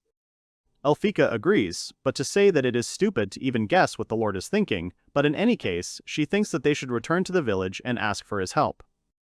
The girl agrees with her. Lucy cries silently. She picks up the knife that her sister held and thinks about the pepperone. The girl remembers her sister and hopes for the best. The protagonist suggests that everyone save their smaller brothers from Gloria Septum and destroy the Air Force shelter. The guy crumples the sheet of paper and says that this won't work because it's too crooked. He mentions that they're going to destroy their secret hideouts and he can't think of anything. The guy suggests that it should be something pompous. Pepperon remembers Lou and wishes he had at least one word like him. He rehearses, saying that now they will destroy the Air Force shelter. The guy introduces himself as Lala and asks himself why they should do this, and then answers himself that there is no reason, but they still have to do it. He imagines the girl rushing forward, but he understands the futility of this and gets angry, not understanding how to do it. Suddenly, he notices movement outside the window. He wonders why it is so noisy outside and does not understand why everyone has gathered under his window. Lala says that she knows he is busy, but asks him to talk to them about something. The protagonist assumes that they found out about the tax rate and gets scared. There is no other reason why they could have gathered for some conversation. He hears the anger in their voices and becomes even more frightened. He's embarrassed, but he wants to throw the squeamishness to the wind and use his royal privileges by ordering them to destroy the RAF hideout. That way they'll get 10% of the tax rate. He is Pepperon, the king of Gloria Septum, and if he said it, he will do it. Lala tries to say something, but the protagonist interrupts her and asks everyone to listen to him. He says that they will invade the Air Force hordes and they themselves know why and for what reason. He shouts that they must stand up for their future and now go and prepare for war. All the people are silent. He thinks to himself that they may not like it, but they will not regret anything. Lucy cries and says that he knows everything.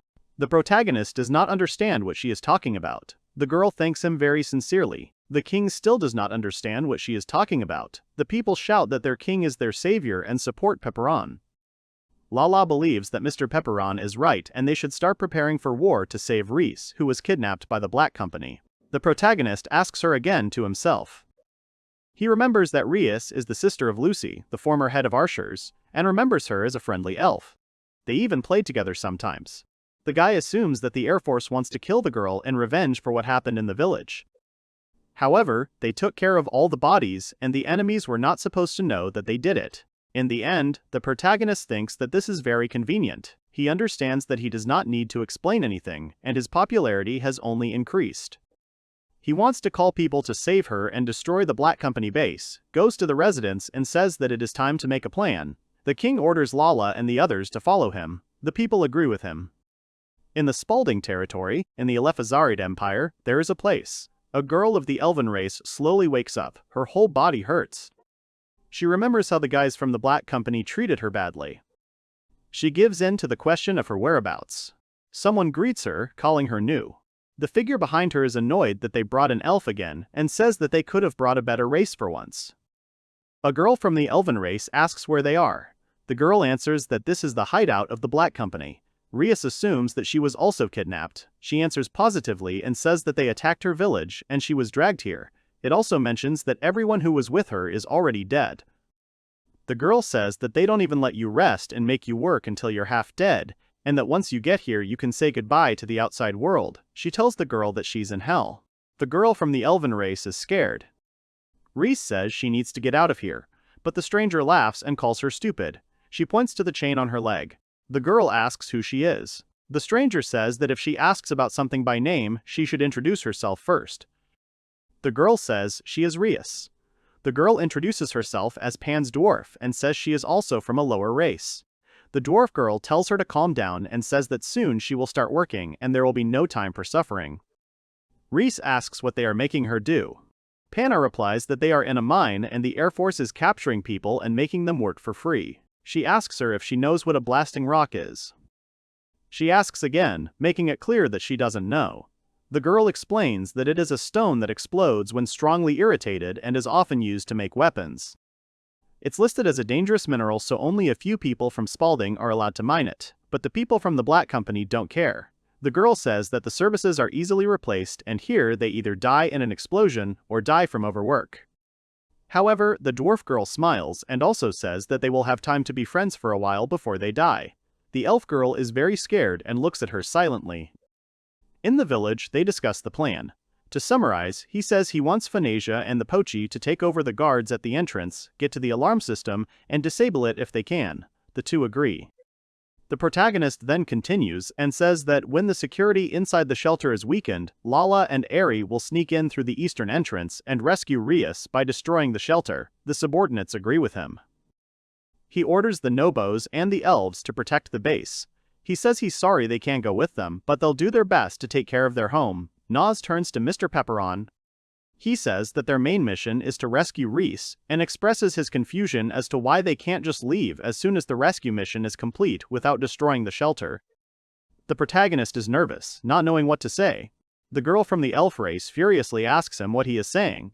She thinks that these are the monsters who destroyed their village and they can't just take the girl and forget about it. The girl says that if you're going to fight them, you're going to have to do it thoroughly. Gus says that he understands and that he was just curious. The protagonist apologizes to Gus in his mind and thinks that he would be on his side if it weren't for the tax rates. He looks at the crowd in bewilderment as they shout for the Air Force to be destroyed. He says that if everyone is ready, they can begin. The people loudly agree with him. At the Black Company hideout, a man says it's time for them to get to work. He tells the girl to get up and move. The bandit tells her to move forward. The elven girl thinks to herself that there are only weak races here and they were all kidnapped. She does not notice her new friend and wonders where the dwarven girl is now. Suddenly, everyone is ordered to stop. The bandit tells them to let him through. The man yells at the girl, angry that she is watching and not working. Reese says he doesn't know what to do with her. The man tells her that since she is new, she should watch how the others work and learn from them. He also adds that if she fails and makes a mistake, she will die. These men are the leader of the group, Pursed. The girl doesn't understand why they don't pay a little more attention to her training. She understands that she needs to look for light red areas on the rocks, but she doesn't understand whether she should hit the dark or light ones. She thinks to herself that she should try anyway and reminds herself to avoid the light red areas. Suddenly, something explodes behind her. She turns around and is horrified to see bodies. One of the men yells at them not to wrap him up, while the other says there is no point and orders them to feed the body to the monsters outside. He says that it is better to die from overwork and that death from a bomb is unavoidable. The girl asks what is wrong with them. She is very angry and screams that they do not know what life is. The girl from the elven race does not understand how one can treat a living being like that. Perm answers her, saying that everything is simple and they are just tools, instruments. They cannot even be sold, and they are nothing more than a waste product. He believes that they are unworthy of life and should return to work. The girl is angry at him for his rudeness and says that they are not tools and were not born to be used by scoundrels like him. He says she's brazen and looks like she needs to be taught a lesson. He reaches out to her with his hand, but suddenly he is called out, but turns around and sees his new acquaintance, Panna. She, with a smile on her face, says that they will put everything in its place for her. The man says that she has already gotten on his nerves. The girl smiles and reminds him that he himself said that he likes it when tools know their business. The girl just wants to give instructions. Prest reluctantly agrees and orders her to explain to the girl why she is here. The girl thanks him. They walk down a dark corridor. Rias asks her what is going on here. Panna tells her to shut up and go. She stands near the door and tells her to go inside. The girl doesn't understand but goes inside. She sees a punishment room. The girl is very surprised and asks what she is doing. The dwarf girl tells her that she will not let her out until she can make sure that she is really just a working tool. Reese asks her not to be stupid and say that she is not a tool. The girl explains to her that she has two options, either stay here and let her torture her, or lie and admit that she is a tool. She says that they like to torture people, but if she has to, she can't do anything about it. The girl says that she would never call herself something like that. The girl from the dwarf race tells the girl that she can't fix anything. She won't be able to convince them and get them all out of here. The elven girl disagrees and says that if they work together they can, but the dwarven girl understands that it's impossible and says that they can listen to them and live longer or die now. Rias is disappointed, but admits that this is just a workforce for them. The dwarven girl calls it a smart choice. Sometime later, she turns to Finger and happily informs him that the lesson has been learned. The man says they look too cheerful. The dwarf girl says Reese's nerves immediately gave out when she saw the camera. Panna begins to theatrically imitate her. She grimaces and asks for forgiveness, and with fear on her face says that she will do everything she says. She immediately turns around and says with a smile on her face that the girl said to do whatever he tells her to do. Reese doesn't like this. Prest laughs and says that she is a coward, asking her who she is. The girl is silent at first, but then, overcoming herself, says that she is a tool. The girl from the elven race cries. The head of the black company says that this is excellent and orders her to get to work quickly and perform her duties with dignity. He leaves and calls the lady to follow him. She agrees and follows him. After some time, the dwarf girl tells the girl that she is very tired, but thinks that the day went well and she is happy. The dwarf girl hopes that her new friend has learned her lesson. She puts bread in her hand. The girl reaches for it, but Panna says that Perst gave her something and she decided to share it with her because they are neighbors. The girl turns away and says that she doesn't care because she doesn't need anything from him. Panna says that she doesn't care who gave it to her because it's just bread. The girl asks her new friend why she agreed to teach her and assumes that she just wants to help her. However, the dwarf girl laughs. Elphika does not understand her. The girl says that there is no point in helping her and that she was simply flirting with Finger. The girl is confused and does not understand what she is talking about. The girl from the dwarf race explains that he is the one who runs this shelter, and if he likes it, he can pull her out of slavery in the mine into the shelter, and there she just needs to clean up and bring food. The girl says that if you behave very well, you can even become an official member of the Air Force. The girl from the elven race exclaims questioningly. She wonders if her friend wants to join the ranks of these monsters. The dwarf girl doesn't understand what the problem is and asks if she wants the same. The girl replies in the negative and says that she doesn't want to be one of those who treat people like things. The girl says that if they continue to work in the mines, they will simply explode or die of exhaustion. She does not understand how a girl can say such things. The girl from the elven race says that she is not talking about this and asks if she has any pride. Suddenly Panna remembers her past. Finger's cruel voice sounds in her head about them being a workforce and ordinary servants. A picture appears before her eyes where a little girl screams that dwarves also have pride. The boy agrees and says that they won't get away with it. The man screams that they will die in that case. Then the dwarf girl remembers only the screams. She is silent, but then laughs and says that this approach won't work for them if they want to survive. The girl says that despite being a gnome, she is not quite like Mr. Pepperon. Panna asks her again, not understanding who she is talking about. She wonders if he is a gnome. The girl from the elven race answers positively. The girl is sure that Mr. Pepperon will come to their aid and kill them all. The girl from the gnome race does not understand why a gnome would come to such a place. The girl is angry and says that she should not mock Mr. Pepperon. Panna says that she knows the weaknesses of the gnomes best, and being a weak race, they need to be as smart as she is to survive. The girl shouts that Pepperon is very strong. The girl waves her off and agrees. At Pepperon's residence, the protagonist sneezes. They ask him if he's okay, but he says yes and says it's cool outside. Pepperon and his subordinates are ready. The protagonist calls everyone to go forward to the Air Force shelter. 2 days have passed since the mission of Pepperon and their team began. Lala asks the protagonist how long it will take to get to the shelter. He answers that it should be somewhere nearby. The girl hopes that the elven girl is okay. Fanasia suggests that they determine the leader using a game of rock, paper, scissors. Gobolt says that this is nonsense because he is the team captain. He says that she definitely can't command. However, Fanasia disagrees and says that she was the one who destroyed the last shelter. Lala gets angry at them and tells them that they should think about Rias and not stupid things. Fanasia and the Gobolt agree.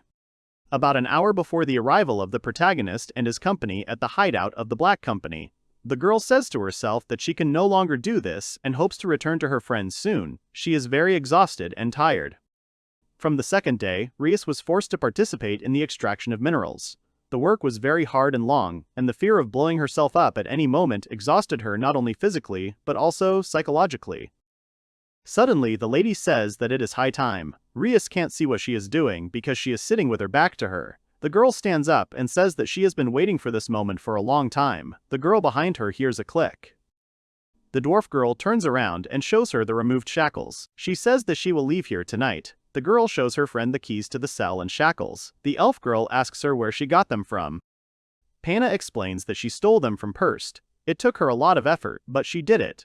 The girl says that she thought that she really obeyed the Air Force and wanted to be with them. She laughs loudly and says that she was pretending. The dwarf girl says that she pretended to be obedient. They started to like her, and then they let her walk around the shelter with them and told her everything about the internal structure. The elf girl asks to take her with them. The dwarf girl asks her again and says that her new friend is very tired and she won't be able to drag her along by force. Reese says that she's not so tired that she can't move. She says that she is an excellent swordsman and if there is a fight, she will definitely come in handy. The dwarf girl says that this is too confident a statement for someone who was captured and imprisoned. The girl is a little embarrassed. A dwarf girl throws her keys and says that if this bunch of keys contains the key to her shackles, she will take it with her. The girl says that they are going to escape from here and clarifies about the plan. The dwarf girl says that they need to visit the registration room first. Rias wonders what it is. The dwarf explains that there are guard golems patrolling the base and if they see them, it's the end for them. The girl says that if they go to the reception and register as members of the Black Company, they will not be touched. She also says that every evening after the lights go out, Prest and the others drink in the control room, so the security will be relaxed. The girl from the elven race removes the shackles from her leg and rejoices. The girl says that if they can lure the golem out, then they will succeed. The girl does not understand why her friend delayed her escape if she knows so much. The dwarf girl tries to explain something, but the girl assumes that she just wanted to run away with her friend. To this statement, the dwarf girl screams, asking what she is talking about. She says that she was going to leave alone, but the elf girl insisted that she take her with her, so she just had to.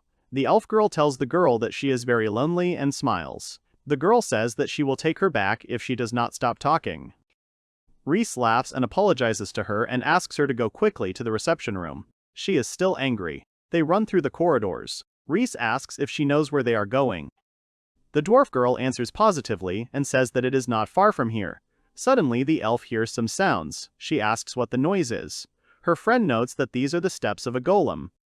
The dwarf girl says that he is rushing straight here. The girl asks what they should do since they can find them. The dwarf girl curses, but notices a door ahead. The golem passes by. The friends hide behind the door.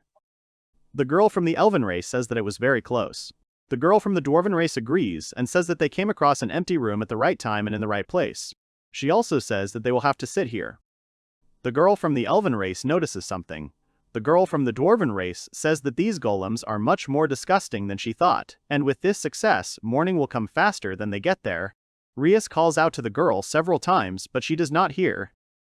The girl says that they should go to the reception room. She is interrupted by another appeal from Reese. The girl from the dwarf race asks why she is making noise and urges her not to disturb her thinking. They see a large golem in front of them and are frightened. The northern entrance to the Air Force shelter. The protagonist says that here they will split into 2 groups as previously planned. He orders Post and Phanesia to go inside in a minute. He also says that as soon as the alarm sounds, they will go in after him. Phanesia and Pochi agree. Lala turns to them and says she's counting on them. Phanesia and Gobold both tell her to leave it to them. The girl tells her friend that before they go in, they need to determine the captain. The man says that he will not play a game called rock, paper, scissors with her. Phanesia concludes that he is afraid of losing to her in such a simple game. Gobold doesn't understand what she's talking about at first, but then he agrees and says that whoever wins 3 times will be in charge and he won't say a word against it. The girl agrees. The east entrance to the Air Force shelter. Pepperon orders Gus to open the door. He agrees and gets to work. He tells them that once they are inside, they should go to the servants' chambers and rescue Rias. The protagonist also says that once she is safe, they can go to the reception room and disable the security system. Lala agrees with him. He says that now all they have to do is make sure he doesn't see them and then everything will be fine. Lala asks him who he means. Pepperon explains to her that the bouncer's Sin Triad is in that cell. The elf and the dwarf are very scared. They tiptoe out of the room. The elf girl says that the girl said that this room was empty. She sincerely apologizes and explains to her that she did not know that the bouncer's Sin was in this room. She says that in any case they need to leave here and if he finds them, that's the end of them. The girl notices a cockroach on the floor and starts screaming. The girl from the elven race tries to close her mouth and calms her down, saying that it's just a cockroach. Suddenly, a door opens behind them and Bouncer Sin comes out of the room. The girls think they are finished. At this time, Pepperon's team is at the eastern entrance. He notices the alarm. He praises Pochi and urges them to move forward. The girls are very scared, but Sin turns and says something about a sign of superiority. He goes in the opposite direction from them. The girl from the elven race, not believing, says that they are saved. The girl from the dwarven race still does not believe it. North entrance, orientation group, where Pochi and Phanesia are. They shout out the words of the game rock, paper, scissors. Pochi shows scissors, and Phanesia shows rock. She is happy that she is chosen and is now captain. Gobolt in the background calms himself down and says that it is only for this one time and that he is in fact the real captain of Gloria Septum. She calls him a subordinate and orders him to follow his commander-in-chief. Pochi is indignant to himself. Phanesia joyfully calls for him to move forward. Suddenly the alarm works. The man does not understand why the alarm worked because no one found anyone. Phanesia assumes that Pepperon and the others dealt with it before them. Gobolt reminds her that they said they would only enter if the alarm was raised. The girl says that in that case they will just enter. There is no point in them staying here. She again urges them to move forward. Suddenly someone calls out to them. One of the bandits asks if they are their servants. He wonders what they are doing here. Gobolt smirks and calls him a dog. He urges the girl not to slow down. She exclaims questioningly. The man says that he is declaring a hunt for him. The bandit asks who he is declaring a hunt for. The girl says that it is unfair because she does not feel like a captain at all. Phanesia shouts at the others, saying that she is the captain here and it is the captain's job to hunt the enemy. The man tells her that the captain has no need to deal with this small-time bandit, and that such matters are best left to his subordinates. The girl says she understands and runs ahead. She shouts that as captain, she should be the first to enter the shelter, and leaves it for the rest. The bandit says they have no idea what they're getting into. The man yells that she won't just leave. The girl dodges his attack and the Gobolt repels it. Phanesia asks the man what she should do when she seems to be inside. He says he doesn't know and she should just go. The girl agrees and enters the Air Force hideout. The bandit looks around and clicks his tongue. He jumps back and says that they just ran out of Harpy and Kobold servants, so they can become their new servants. Pochi says that they have only one boss, Mr. Pepperon, and they will obey only him. The bandit says that the Kobolds are just a bunch of windbags. He laughs at the man's decision to hunt him and suggests starting with frogs. Pochi asks him again and shouts that he definitely doesn't need that. They fly at each other, preparing to attack. In one of the tunnels, a girl asks him what he was doing there. She is surprised that he let them go. This guy does not work for a black company. He is just a bouncer and a warrior who is here to fight the good guys. She says that judging by the way he rushed there, it seems there is another uninvited guest somewhere. The girl makes a guess that it could be Mr. Pepperon and the guys. The girl from the dwarf race says that she keeps talking about it. The girl thinks that there is no need for him to come here, but the elven girl is angry because she is making fun of Mr. Pepperon again. The dwarven girl says that the registration room is somewhere around here. She suggests ending this before the golem finds them, otherwise they are finished. At this moment, the team of the main character, Lotta, Gus, and Eerie, rushes along the corridors. The main character says that the dungeon with the bow is located just behind the corridor ahead and along the road. He understands that it is very soon. He thinks to himself that if he is the same as the he is in this hall, suddenly, the main character stops. He understands that the signs ahead are false, and the first blow will come from behind. Sin attacks from behind, but the protagonist repels the attack without even looking at the enemy. The elf girl turns to Pepperon with concern. He tells them that he can handle it himself, and orders them to get to the servants' chambers. The girl understands him and asks him to take care of himself. Shin laughs and says that he never thought that someone could stop his attack from behind. The protagonist says that this is a technique that he has used many times, so he is used to it. The bouncer is sure that he will never forget the meeting with such a strong opponent as him. The protagonist says that he has never seen such people in his world before, but they did not have any clashes even on game days. The guy says with a smile on his face that he has fought in over 100 battles. His opponent exclaims and says that he is interested. He admits that the main character is his strongest opponent in a long time. He uses the power-up and changes form. The protagonist does not understand what is happening and assumes that he is going to use this technique. Shin uses the techniques, Kurenai, Secret of the Six Swords, and Deadly Blades. He says that it is a strong attack that has a 40% chance of hitting the target if the damage is more than a certain amount, and that it is almost impossible to avoid, and if you get hit by it, your health will be absorbed and the game will end. The protagonist smirks and says that with such a strong technique, the only way to defeat him is a storm. He uses another strong technique. Shin says that this is nonsense and that he can't be stopped by ice magic. Suddenly, his limbs freeze and turn into ice. The protagonist says that if you strike first and make your opponent bleed, then the ice attributes will be a very effective strategy. He discovered it around the 50th battle. Pepperon approaches his opponent, holds his sword to his throat, and says it's game over. Shin laughs, praising him, and suggests they end it. The boy agrees. The dwarf girl and Reese run through the corridors. The girls finally find the reception room. The dwarf girl is happy and calls them inside. The girl agrees. They open the door and see Finger. He greets Panu and says that he came here in the middle of the night to see what all the fuss was about. The girl is very surprised. The man is surprised that it was she who arranged all this. A dwarf girl asks him why he is here. He says that their haste played a cruel joke on them. Now he understands that her influencing tale was just a trick she used to carry out her plan. The dwarf girl is shocked. The elf girl calls out to her from behind and points at the golem. The girl gets angry and says they have gone too far. The man approaches her and says he feels sick at the thought that the servant tried to surpass him. He calls the girl stupid and hits her. The girl from the elven race screams excitedly. Finger goes to her and says he will kill them both. The girl from the dwarf race comes up with a plan. She turns to him. He turns around and sees the girl with explosive stones. She says it was a mistake for him to leave the stones in this room and threatens to blow everything up if he moves. Prest laughs and says she will die too if she does that. The girl screams that she would rather die with him than by his hand. The man tells her to do it if she has the courage. The girl says that the truth will blow up this stone. The elven girl screams at her to stop, but she lowers her hand. She silently apologizes to Reese for dragging her into all of this. She is glad that they will not be able to see each other again, but on the other side, she throws a rock on the floor, but nothing happens. The girl is surprised that it didn't explode. The dwarf girl is also amazed. The man laughs and wonders if she really thought they weren't taking any safety precautions when surrounded by explosive rocks. He shows the ring and says that these are their measures. This finger helps to defuse all explosive stones in a radius of 5 meters around it. Only he, the leader of the organization, is allowed to have it. Finger says that as long as he wears it, he has nothing to fear, and it can also be used to detonate explosives under a small load, such as an explosive rock in the girl's hands.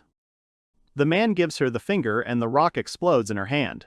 Finger laughs and says he's sure it's not pleasant, but he adjusted it so it wouldn't rip her arm off. The girl from the elven race runs up to the wounded girl. The man says that he is not one of those who trust people 100%, but he trusted the lady 50%, and she betrayed that trust. Finger makes her understand that she will not die so easily. At this time, the main character and Sin are standing in the same pose. The bandit asks the main character what is wrong. He thinks to himself that in the game, if he is killed, the leader of the base will kill them all along the way. He wonders what will happen if he is left alive. After considering all possible scenarios, he can say that in 9 out of 10 of them things will go very badly. He wonders if he should use trial and error, as the situation is different from the old gaming days. The boy turns away from him and walks away. He thinks to himself that he hasn't tried to conquer the game for a long time. Sin asks him what he's doing. Pepperon tells him that he has to try something and he's not going to beat him. The main character says that the ice will melt in an hour and then he will be able to do whatever he wants. The bandit does not understand him. The guy says that he thought during the game that when he comes from behind, he gets scared. He encourages him to attack from the front. The protagonist leaves, saying goodbye beforehand. Sin is left alone and, smiling, calls him a funny gnome. The protagonist runs to the registration room. He decided to leave the prison to Lael and the others. Phanesia runs down the hallway and is surprised that there are no enemies anywhere. She looks around the corner and sees a full prison. The girl makes the assumption that Rias must be somewhere here. She breaks the prison bars and, smiling, asks if Rias is there. One of the prisoners asks who she is. The girl says that she is Phanesia, the captain of Gloria Septum. She asks if the girl knows an elf named Rias. The prisoner says that she is not in this dungeon. Phanesia offers to take her, but remembers that she needs to find the key to the dungeon. She ponders where she can get it from. The girl says that she will help them and they should hold on. She thought, why not make a passage without a key? The girl begins to break the wall. At this time, Press says that it is time to finish with the couple once and for all. He says that they will choose another elf friend. The girl from the elven race begs him to forgive them. The man swings at the girl and says goodbye to her. The girl from the elven race thinks about Pepperon. Suddenly, the main character bursts into the room. He saves the girl at the last moment. Everyone else is surprised. The girl from the elven race exclaims joyfully, turning to Mr. Pepperon. The guy is glad that the girl is okay and apologizes for the fact that they took so long. The guy is surprised that the girl is a dwarf and says that he has not seen his relatives for 100 years. The girl asks herself if it is a Pepperon. The protagonist turns to Purst. The man is surprised that he knows his name. He asks who he is. The guy explains that he is the king of Gloria Septum, a Pepperon. The protagonist gets into a fighting stance. He looks at him resolutely and says that they will forgive him for interfering in the affairs of his friends and his people. The man does not understand what the king of the Zadrapanov state needed from him. The main character says that he came to take his subject named Rias and at the same time to destroy him and free all the people he captured. Finger calls him a gnome and shouts in rage that he can only dream of this. He reaches out to him, but the protagonist cuts it off. The gnome girl and the elf girl are surprised by this. The man writhes in pain. The protagonist says that he caused the same pain to his servants. The man looks at him furiously. The guy says that for the suffering he brought to Rias and his kin, he will pay with his life.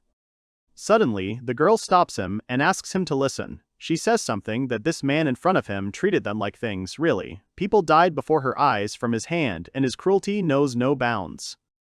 However, the elf says that this is why if he just kills him, it will make him look like the BBC. The dwarf girl asks her what she is saying and explains that if this man dies, they will be doing the world a favor. The girl agrees with her, but still says that she thinks that murder is not an option. The protagonist recalls that when he was a player, he also had similar thoughts when his subordinates killed enemies on his orders. Now that the game has become a reality, it seems his subjects are starting to think about it too. He thinks that if the number of his subjects grows, he will not be able to solve problems using the same methods as before. The girl bows and says that she is very sorry because she dared to impose her opinion on him. The protagonist, on the contrary, says that the girl is right. They are Gloria Septum, and even if they are oppressed, they must not forget about mercy to their opponents. He says that this time they will spare his life at the request of Reese and take him to the estate of the Spalding family. Lala runs down the hall with the others, asking where the cages are. If they don't hurry, Reese might get hurt. Gus says that's why he suggested turning back before they got completely lost. The girl shouts that they are Gloria Septum and there is no word in their vocabulary to turn back.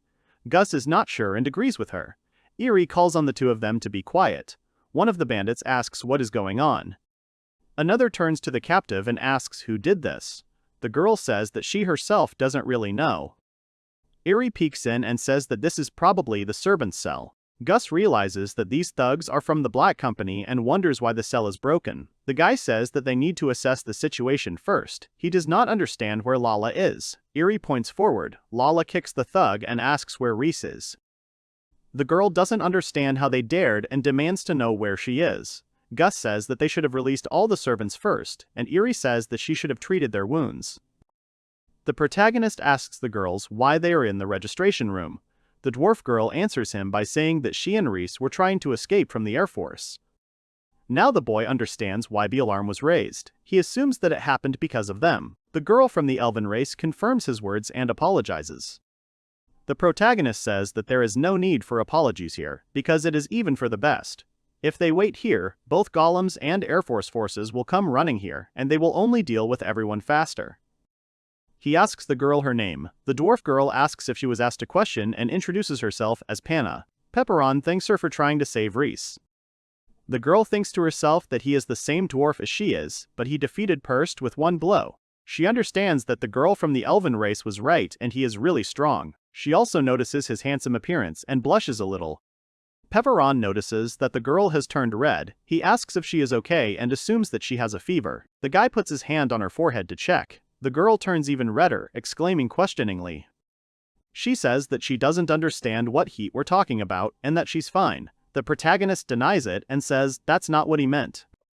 Suddenly Purst stands up from behind. He laughs. The protagonist turns to him and notices a hand with a ring in his hand.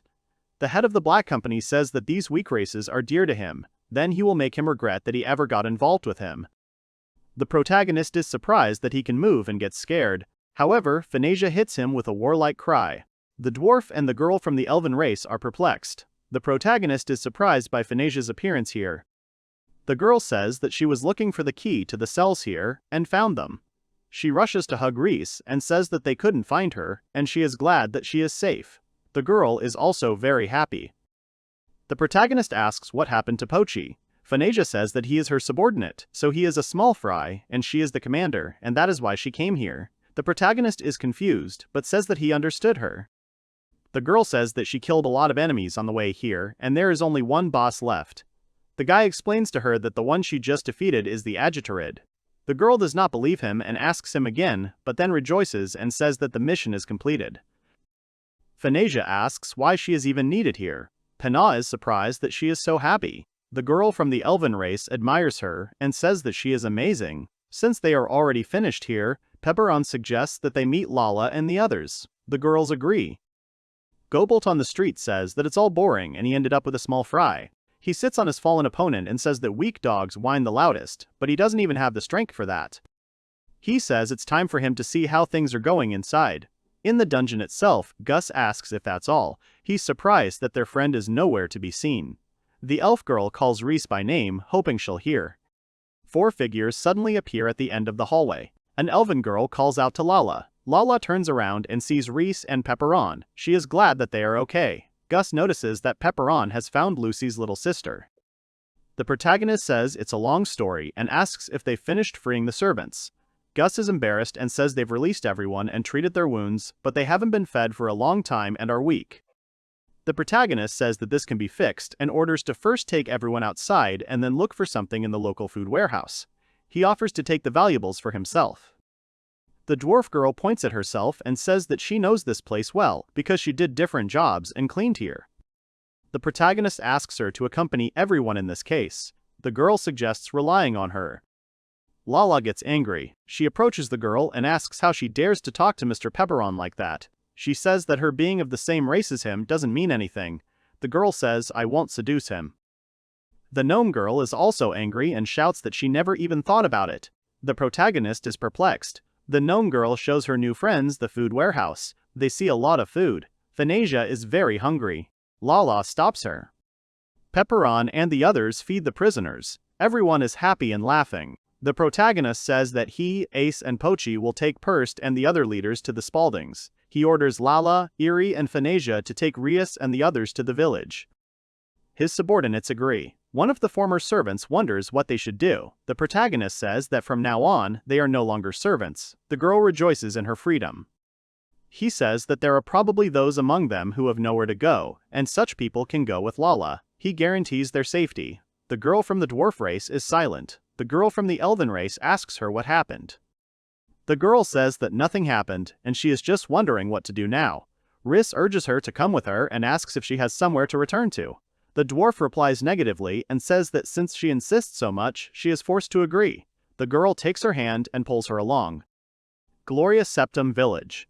Lucy is very worried about her little sister's disappearance. A man calms her down and says that she will be fine because Mr. Pepperon will definitely save her in the end.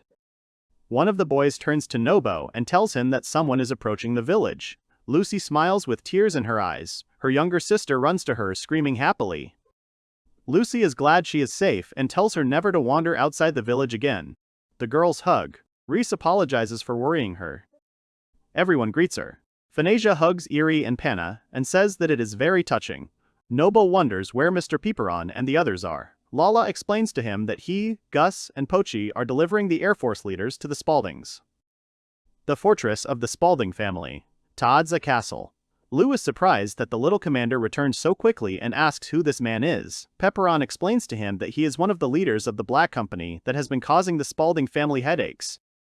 The man exclaims in surprise. He says that this can't be. The protagonist says that their shelter is located northeast of here under old ruins underground.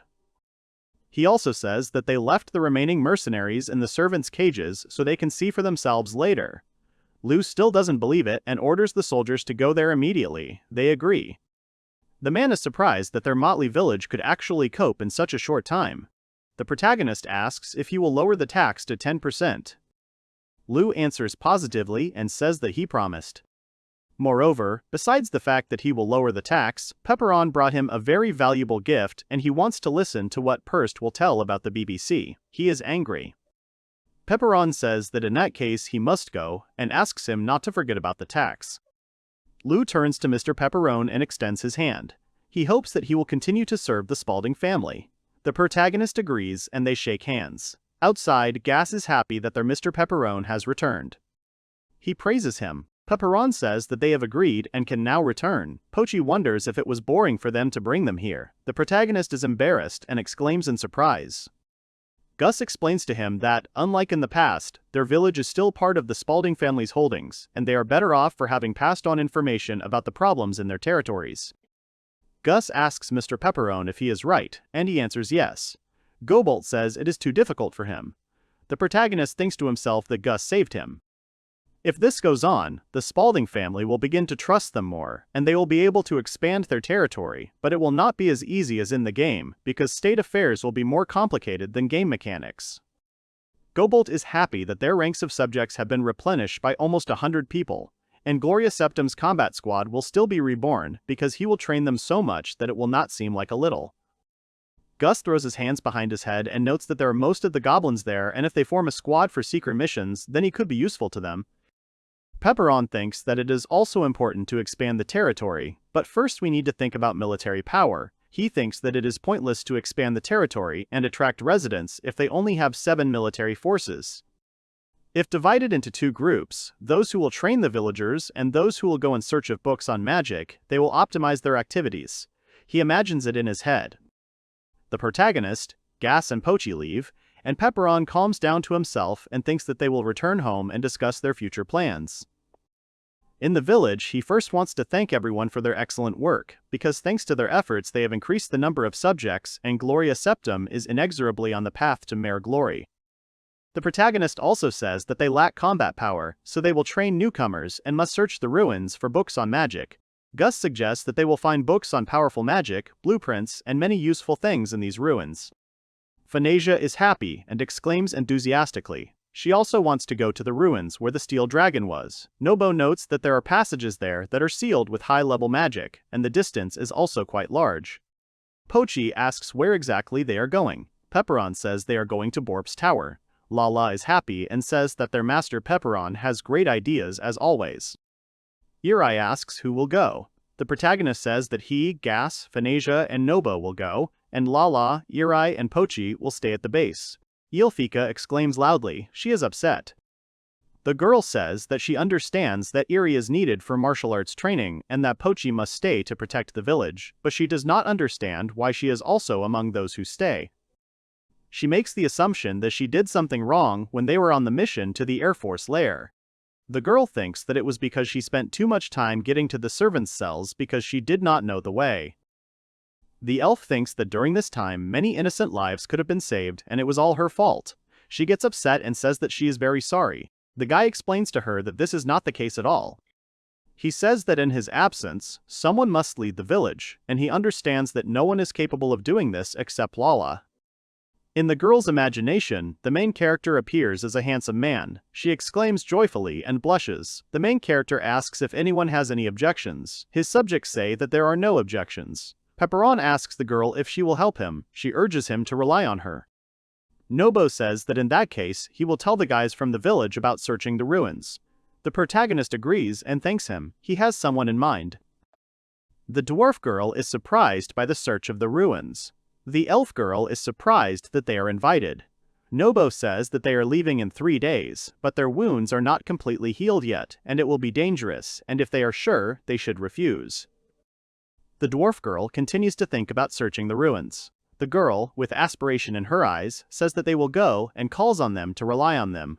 Nobo agrees and says that he will convey this. The girl from the dwarf race is unhappy and they ask her why she agreed so easily, because if something doesn't go right, they will die. The girl calms her down and says that everything will be fine because Pepperon and the others will be there. Also, the elven girl says that this is their chance. Panna doesn't understand what she's talking about. The girl explains to her that the only dwarves there will be Pepperon and Panna, so they can't rule out any possibility. The dwarf girl blushes and gets angry. She wonders what the girl has imagined and does not understand what kind of opportunity this is. The elf girl apologizes and says that Mr. Pepperon approached them himself, which means that he expects a lot from them. Lala jumps out of the bushes and says that she agrees with the girl because Mr. Pepperon has high hopes for them and to deceive his expectations is the same as betraying Gloria Septum. She says that they can't relax because this is a military mission. Rias and the Panna agree with her, not wanting to argue. The girl puts a particularly strong emphasis on the dwarf. She doesn't understand her. The elf girl tells her not to even think about trying to seduce Mr. Pepperon just because they are of the same race. Panna angrily says that she didn't even try to do anything like that. The girl grabs the angry lady and leaves, saying that she cannot go on a campaign dressed as a servant in any case. They must change her into something in which she can appear before Mr. Pepperon. She screams that she can change herself. 3 days later, all the people are ready to leave. The protagonist says that he is leaving the village in their hands. Lucy shouts at Reese to listen to Mr. Pepperona and not to cause problems for anyone. The girl agrees with her sister, and Panna notes that they look more like mother and daughter than sisters. Lala yells at Panna to remember that she shouldn't do anything just because she and Mr. Pepperon are the same race. The girl screams in anger that she already knows everything. Phanesia laughs. The protagonist is perplexed. He says that they can already set off. Everyone is ready for the journey to Borf's Tower. Meanwhile, in Rabal, a city not far from Borf's Tower, there was whispering in a bar. One voice asked another if he had heard that in the Elf Azerid Empire, the only thing they talk about is the Air Force. They had found it and destroyed it completely. One of them said that all the Knights of Spalding are like that. The second one said that it is not so, and others say that it is because of some gnome. Hearing this conversation, a man squeezed his glass of drink tightly. The men said that it was a lie. Suddenly, the stranger turned to them and asked if they would share this story with him. At this time, Reese and Panna were diligently practicing martial arts. Gus said that everything was as he expected, and after the whole thing with the Air Force, their courage had not diminished. Phanesia said with a smile that Riss was still a little good-natured. The monsters were defeated, and Panna happily said that everything was ready. Pepperon was surprised to hear that the two of them could still do something. Reese thanked him, and Panna sighed and said that they would definitely be able to do that. Pepperon thought that if they were having trouble at this stage, then they definitely couldn't get into Borf's Tower. He thought about letting them practice a little more on stronger opponents. He smiled and said that their next task was to defeat the man-eating bear that lived in that forest. He said that they would wait for him in the forest. Reese was very surprised by such words. He smiled and said that if they united, there was a chance that they would win. Panna enthusiastically agreed and said that they would do it. Together, Panna and Reese went into the forest. The boys watched this. They were worried because they did not know if they would really be okay alone because Mr. Pepperon gave them a really difficult task. The guy said he knew it was a bit extreme, but it was the only way they would know how high the stakes were when fighting a powerful enemy. Before they got to Borf's tower, he wanted them to have a solid grounding. Pepperon went ahead and told Phoenacia and Nobo to wait there, and he invited Gus to come with him. The boy agreed, and together they went ahead. Nobo said with a smile that while they were waiting, they could just cook something to eat. Phoenacia was very happy about this idea. The boys walked slowly through the forest. Reese said worriedly that they would definitely be fine alone. Panna grinned and asked her friend if she was really afraid. Reese awkwardly said that a man-eating bear sounded like a very bloodthirsty monster.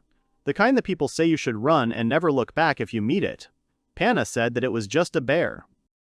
With a smile on her face, she asked if Reese had seen how she had defeated those rabbits.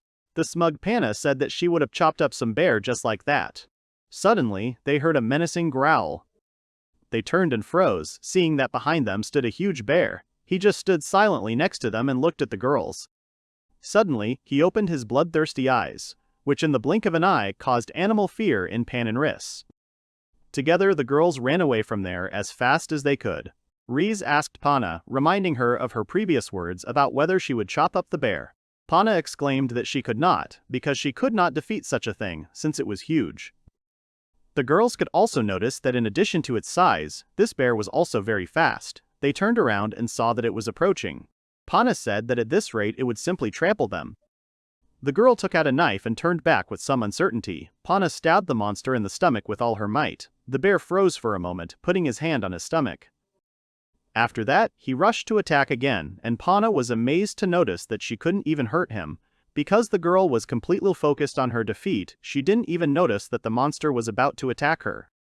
Reese arrived just in time. The girl told her friend to be careful, then rushed forward, blocking Pan from the monster's direct attack. By the time the bear came to his senses, he had lost sight of both girls. At that time, they were hiding behind one of the trees. Reese was breathing heavily. Panna sighed and said that she really thought she was going to die. She looked at her friend and was very shocked by what she saw. She exclaimed loudly that Reese was hurt. The girl smiled awkwardly and said that it was just a scratch and she was fine. Panna turned pale when she realized the situation. She lowered her head and apologized to her friend.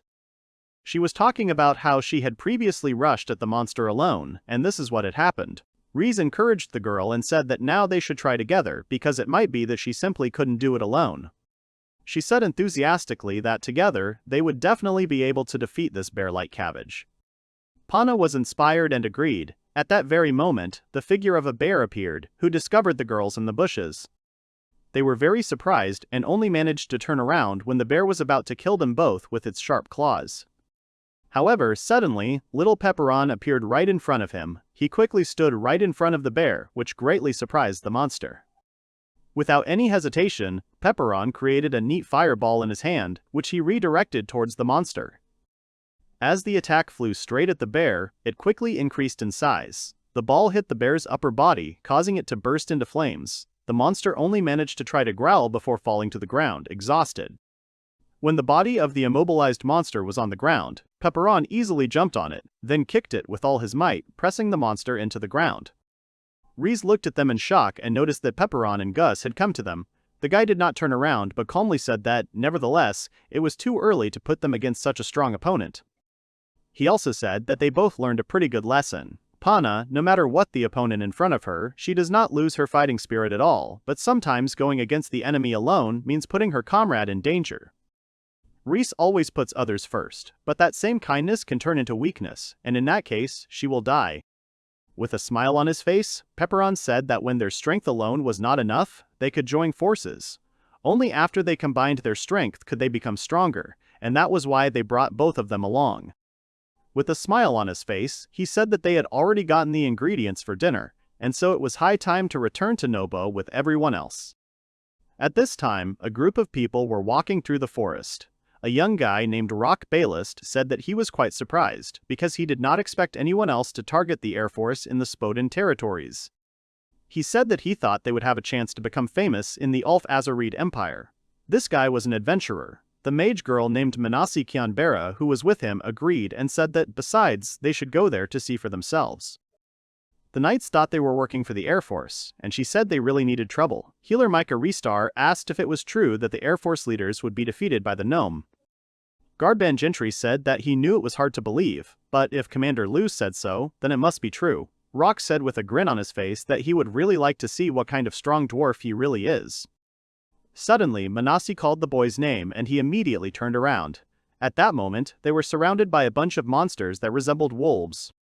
Rock smiled and said that these were guard wolves that guarded the entrance to Bork's tower. He reached for his weapon and began to provoke the monsters to attack him. One by one, the wolves ran straight at him. At this time, the boys were also heading to Bork's tower. The boys said that the entrance to the tower was guarded by guard wolves. Pepperon said that they could only enter if they were dealt with first. Panna said that she was starting to get worried. When they got pretty close to the entrance, Nobo noticed that someone was already fighting the monsters. Pepperon sighed and said that someone had beaten them to it. Rock turned around when he saw the boys. He shouted loudly at them to run away from there because it was quite dangerous there. At that moment, one of the guard wolves rushed straight at the boys. Without even flinching, Pepperon extended his hand and used a snowstorm that instantly destroyed all the monsters attacking them. The frozen monsters quickly fell apart. Pepperon asked the strangers if they were adventurers, then apologized for interrupting them. Rock, on the other hand, thanked the guy for his help. Suddenly he froze, noticing that Pepperon was a gnome. He approached him very quickly, and then asked if he was the gnome who had recently defeated the Air Force and the Spodin domain. Pepperon was confused. He quickly walked away and awkwardly said that it was true and he was that gnome. Rock exclaimed in admiration, saying that he never thought he would actually meet Pepperon. He said that they also wanted to go against them. However, they had no information. Pepperon was trying to figure out why this guy looked so cool, because he was not like the others. Rock asked if the guys were country boys, because it was very rare to find such a team. Pepperon quickly realized that Rock looked like the real protagonist of the game. The adventurer introduced himself with a wide smile, then said that it was a pleasure to meet him. He extended his hand to his interlocutor. Reese angrily asked the guy to stop, then asked if he even knew who he was talking about. She said that this man was the liberator of the 7 races. She raised her hand and exclaimed that this was the greatest ruler of Gloria Septum, the greatest and bravest hero of this world, Mr. Pepperon. The guy thought uncomfortably that she spoke just like Lala. The adventurers thought deeply when they heard about Gloria Septum. They said that they had never even heard of such a thing. Rock asked the boys if they were heading to Bork's tower. He asked if they could go along, then said they wouldn't be a burden. Pepperon looked away and thought that this was, of course, inconvenient, but they had already contacted them, and if he refused, they would still follow them, which could greatly interfere with the guy's plan. Pepperon said that he didn't care, but they weren't heading to the tower for military victories. Their main goal was to find magic books and train. He said that if they were okay with that, they could all go together. With a wide smile, Rock said that they didn't care at all. Manasi approached him and told him that he should be more polite. She said that they only came to this place for the sake of the guard wolves, and they weren't even going to go to the tower. Rock said that he knew about it, but he wanted to see with his own eyes the power that could defeat the Air Force. He smirked and said that, besides, if they retreated now, it would be a disgrace to all the A-rank adventurers. Micah said lightly that they had recently moved up to B-rank. Ban sighed with a smile and said that if the leader said so, then they should go. Manasi took a deep breath and asked why she wasn't even surprised by this. Rock smiled and exclaimed that it was time for them to move forward. Manasi said that they didn't even know where the entrance to the tower was. Together the boys went to the first floor of Bork's tower. Rock looked around and said what the tower was like inside. Mike noted that it was rather gloomy inside. Panna also looked around, after which she said that it was needless to say that it was completely empty inside. Reese asked how exactly they could get to the upper floors. Gus smiled, then pointed at something and said that you can use this to get up. Reese turned around, interested. The goblin was pointing at a magic circle that was on the ground. Reese asked if this was magic. Nobo pointed out that it was a teleportation circle, and if they made a mistake in the circle, they could be transported to the lower floors, causing them problems. Ban said he understood, then noted that it was impossible to figure it out right away. Manasi took a deep breath and said that it was quite a problematic system. Pepperon said that they already knew how to get to the upper floors, so they would be able to get there without any problems. Panna said that everything was very simple.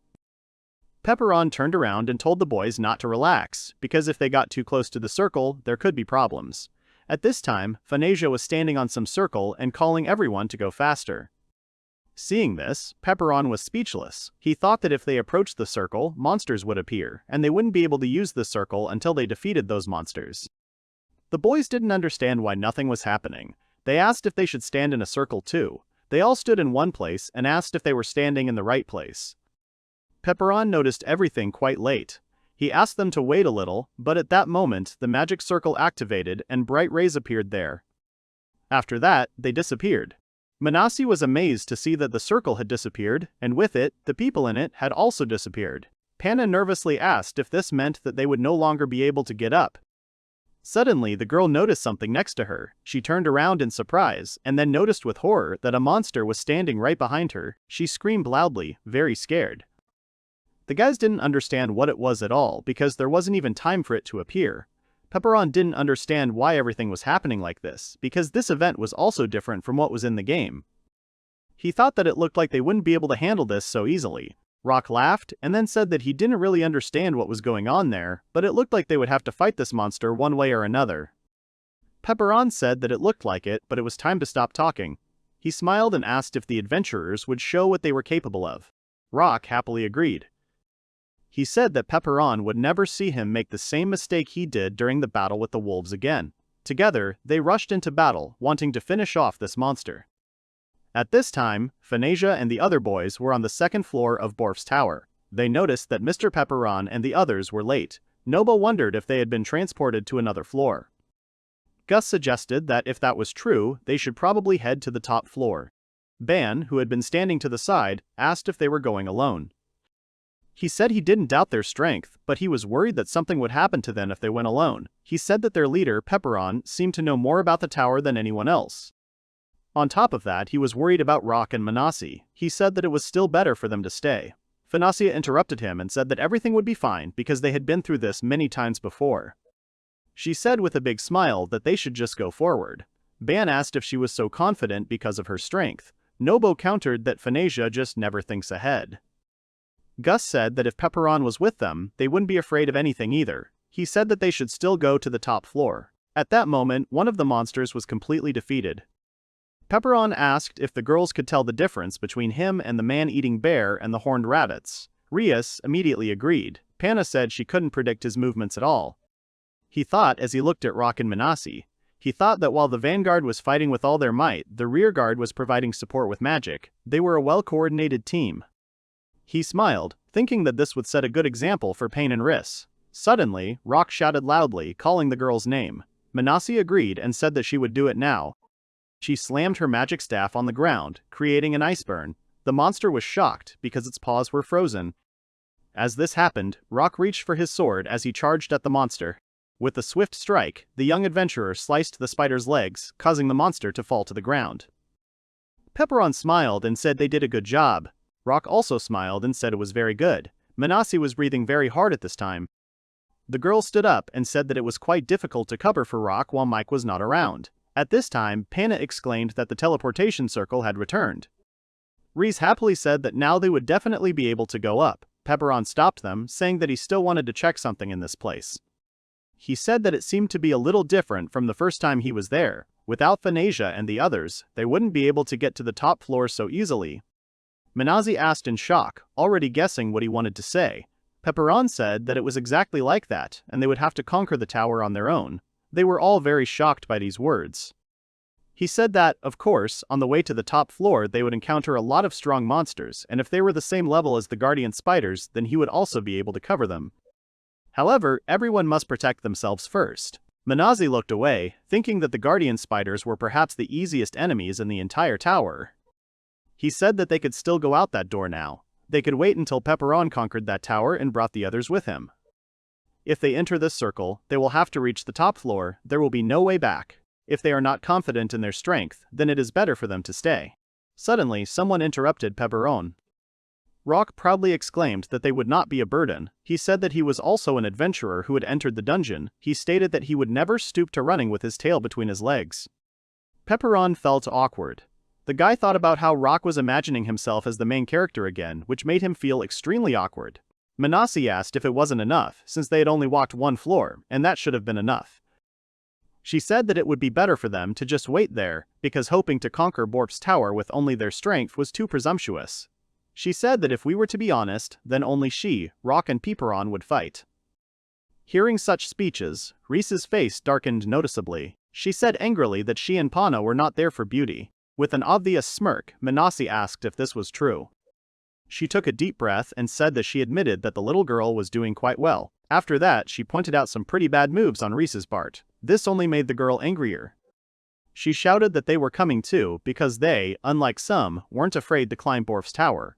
Manasi said that she didn't know how they could beat the Air Force with such a lineup, when the elves and dwarves should obviously be staying home. Reese screamed so that Manasi could not insult Mr. Pepperon and Panu.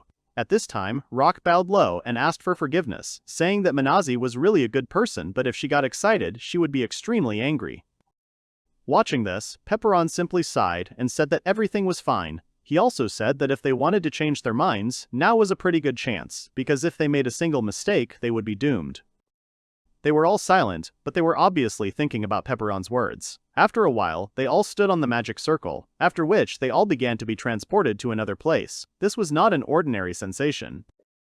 They looked around, and then Reese asked if they were on the second floor. Pana said that it wasn't that different from the first.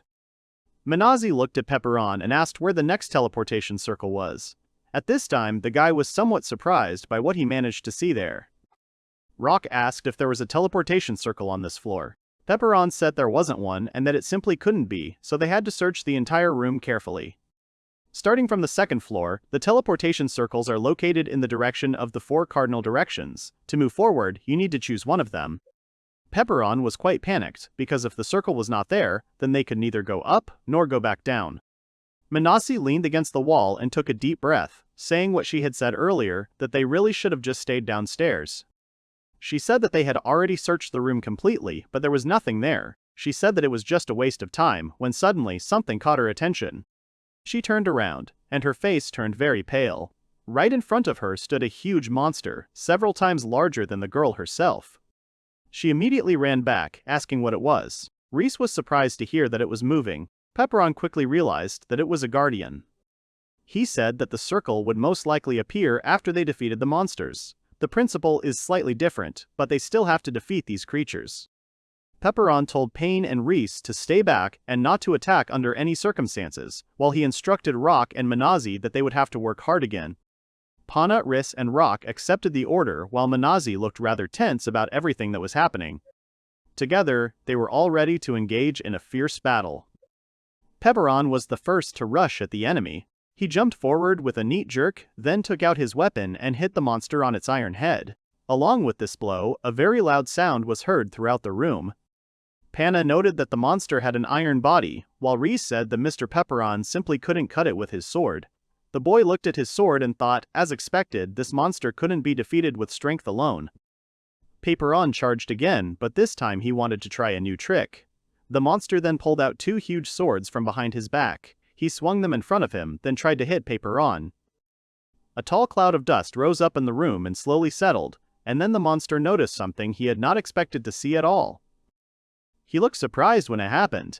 Little Pepperon smirked as his weapon easily blocked the monster's attack. Pepperon swung his weapon, causing the enemy swords to be forced apart. With careful movements, he gathered magical power into his hand. Immediately after that, he raised his hand and spread a huge amount of magical flames on the monster. The monster instantly heated up. He was quite surprised by this maneuver. He waved his hand, causing the flames to disperse. He looked at Pepperon, who in turn smiled slyly. Pana covered her face with her hand, avoiding the flames. She could only gasp in admiration because Pepperon's strength was truly amazing to her. After that, Pepperon jumped up from the ground and rushed to attack the monster again. Once above the enemy, he used his flames to attack again. He continued to use strong flame magic, sometimes changing his position. This lasted for quite a long time. Reese asked why he only used flames, since it could be seen that they seemed to have no effect on him at all. Pana exclaimed that this was not so. She pointed out to her friend the monster's iron body, which was beginning to melt due to the large amount of fire magic. She was very surprised when she noticed this. Pepperon smirked, thinking that this state of the monster would be ideal for him. He swung his sword again, not taking his eyes off the monster. With all his might, Pepperon struck the monster with his sword, after which the enemy's already weak body was cut into 2 parts. The boy looked at the defeated monster and sighed lightly. He thought about how he used flames 5 times on one guard. He looked away, thinking that earlier he wanted to save his strength as much as possible until the maximum floor. He simply couldn't swing his sword so freely without Phanesia and the others by his side. However, Pepperon couldn't deny that this impromptu performance was pretty good, and he should probably come up with a name for this attack. During his deep thoughts, Pana looked at the guy with admiration. She thought about how she just couldn't deny the fact that Pepperon was incredibly cool and that he was very different from other gnomes. She thought about how she really wanted to be as strong as him one day. She blushed a little and thought about how she could be with him in such a future.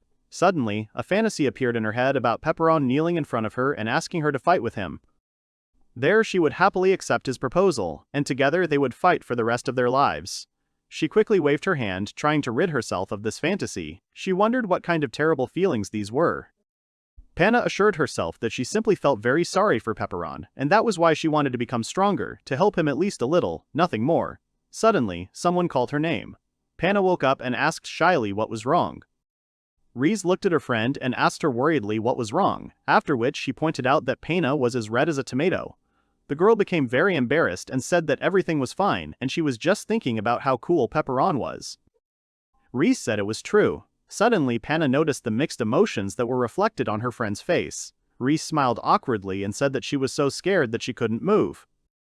She could only think how sad it was that she couldn't be of some use to Pepperon. She said that it was just as that girl, Manasi, had said, that Reese wasn't fit for battle. Pana said that wasn't true at all. Suddenly, Pepperon came up to her and said that it was not like that at all. The girl turned around in surprise. The guy said that in battles, not only the attackers are important, but also the defenders. This time, he ordered them both to be in the rear guard, and only because they obeyed him, he was able to fully focus on the attacks. The guy said that Rock and Manasi were really strong. Being just the two of them on their team, they are able to navigate and act according to the situation. He said it would be great if they emphasize something from the beat, but they don't need to compare themselves to the masters. The girls were very inspired by Pepperon's words. The guy himself was able to breathe a sigh of relief. He thought about how hard it was to say something like that every time, and it would be much easier for him if he had a collection of the king's phrases or something like that. After that, Pepperon turned his gaze to the other side and thought about what would happen if he simply trusted Manasi and Roku to crush that guard. At this time, the monster launched a rather serious attack, causing Rock to fly into the wall and hit hard. He looked up and was amazed at the enormous force from just one blow. Manasi worriedly asked the boy if he was okay. He said he was fine, after which Manasi suggested he use the same tactics as with the spider experience. She said she could stop him. Rock smirked and said he trusted her with it. He then immediately ran forward while Manasi gathered magical power in her staff. At one point, she cried out loudly, saying that Rock should fly now. He followed Manasi's words. The boy pushed off the ground and found himself high in the air. The monster looked up in surprise as a powerful flash of light erupted. Manasi slammed her staff down with all her might, creating a large path of ice magic. The monster came to its senses in time, thanks to which it managed to grab its swords and block Manasi's attack. Rock was very shocked, because he did not immediately understand what had happened. The girl said loudly and no less shocked that the monster had repelled her attack. There was a thick layer of magic ice on the ends of the monster's swords. He easily broke it and pulled out his weapon. He then stood up and swung his weapon to attack Rock, who was in a very dangerous position in the air. He crossed his arms to block the attack that would hit him in the next few seconds. He tried to move through the air as fast as he could. Manasi could only call out the boy's name in concern, but there was no way to help him. Just before the monster attacked Rock, Pepperon began to approach them. He moved at incredible speed while the spell glowed brightly in his hand. He swung his sword carefully and quite gracefully, using the flame strike. This attack instantly passed through the metal body of the monster. Pepperon's sword was so hot that it melted the monster's body in an instant, causing it to quickly fall to the ground. Rock at this time looked at Pepperon with sincere admiration on his face. The guy landed and looked back out of the corner of his eye, seeing that the monster was defeated. He looked at his blade proudly and noted that if he had immediately enveloped his sword in flames, he would not have wasted so much energy. Manasi looked at what was left of the monster in amazement. She said that it melted from just one blow. Rock exclaimed that everything was as expected. Pepperon turned and said that, and they could now move on to the next floor, a magic circle appeared on the ground next to them. The boys all got into it together, but noticed that something was definitely different this time. Pepperon nervously asked what was going on. The others also looked shocked. Suddenly, everything around them went dark. They asked what had just happened. The boys couldn't see each other because it was so dark. Pana asked if that meant they had already been transported to another floor. Suddenly, the girl felt something with her hand. She turned and asked what it was. Suddenly, her face turned very pale because of what she saw in front of her. Right in front of them was a dragon of incredible size. The monster silently looked at them with its cruel eyes. Rock's face turned pale as he said that the size of this monster was simply astounding. Pepperon was incredibly surprised. In front of them was the second guardian, who was called the dragon.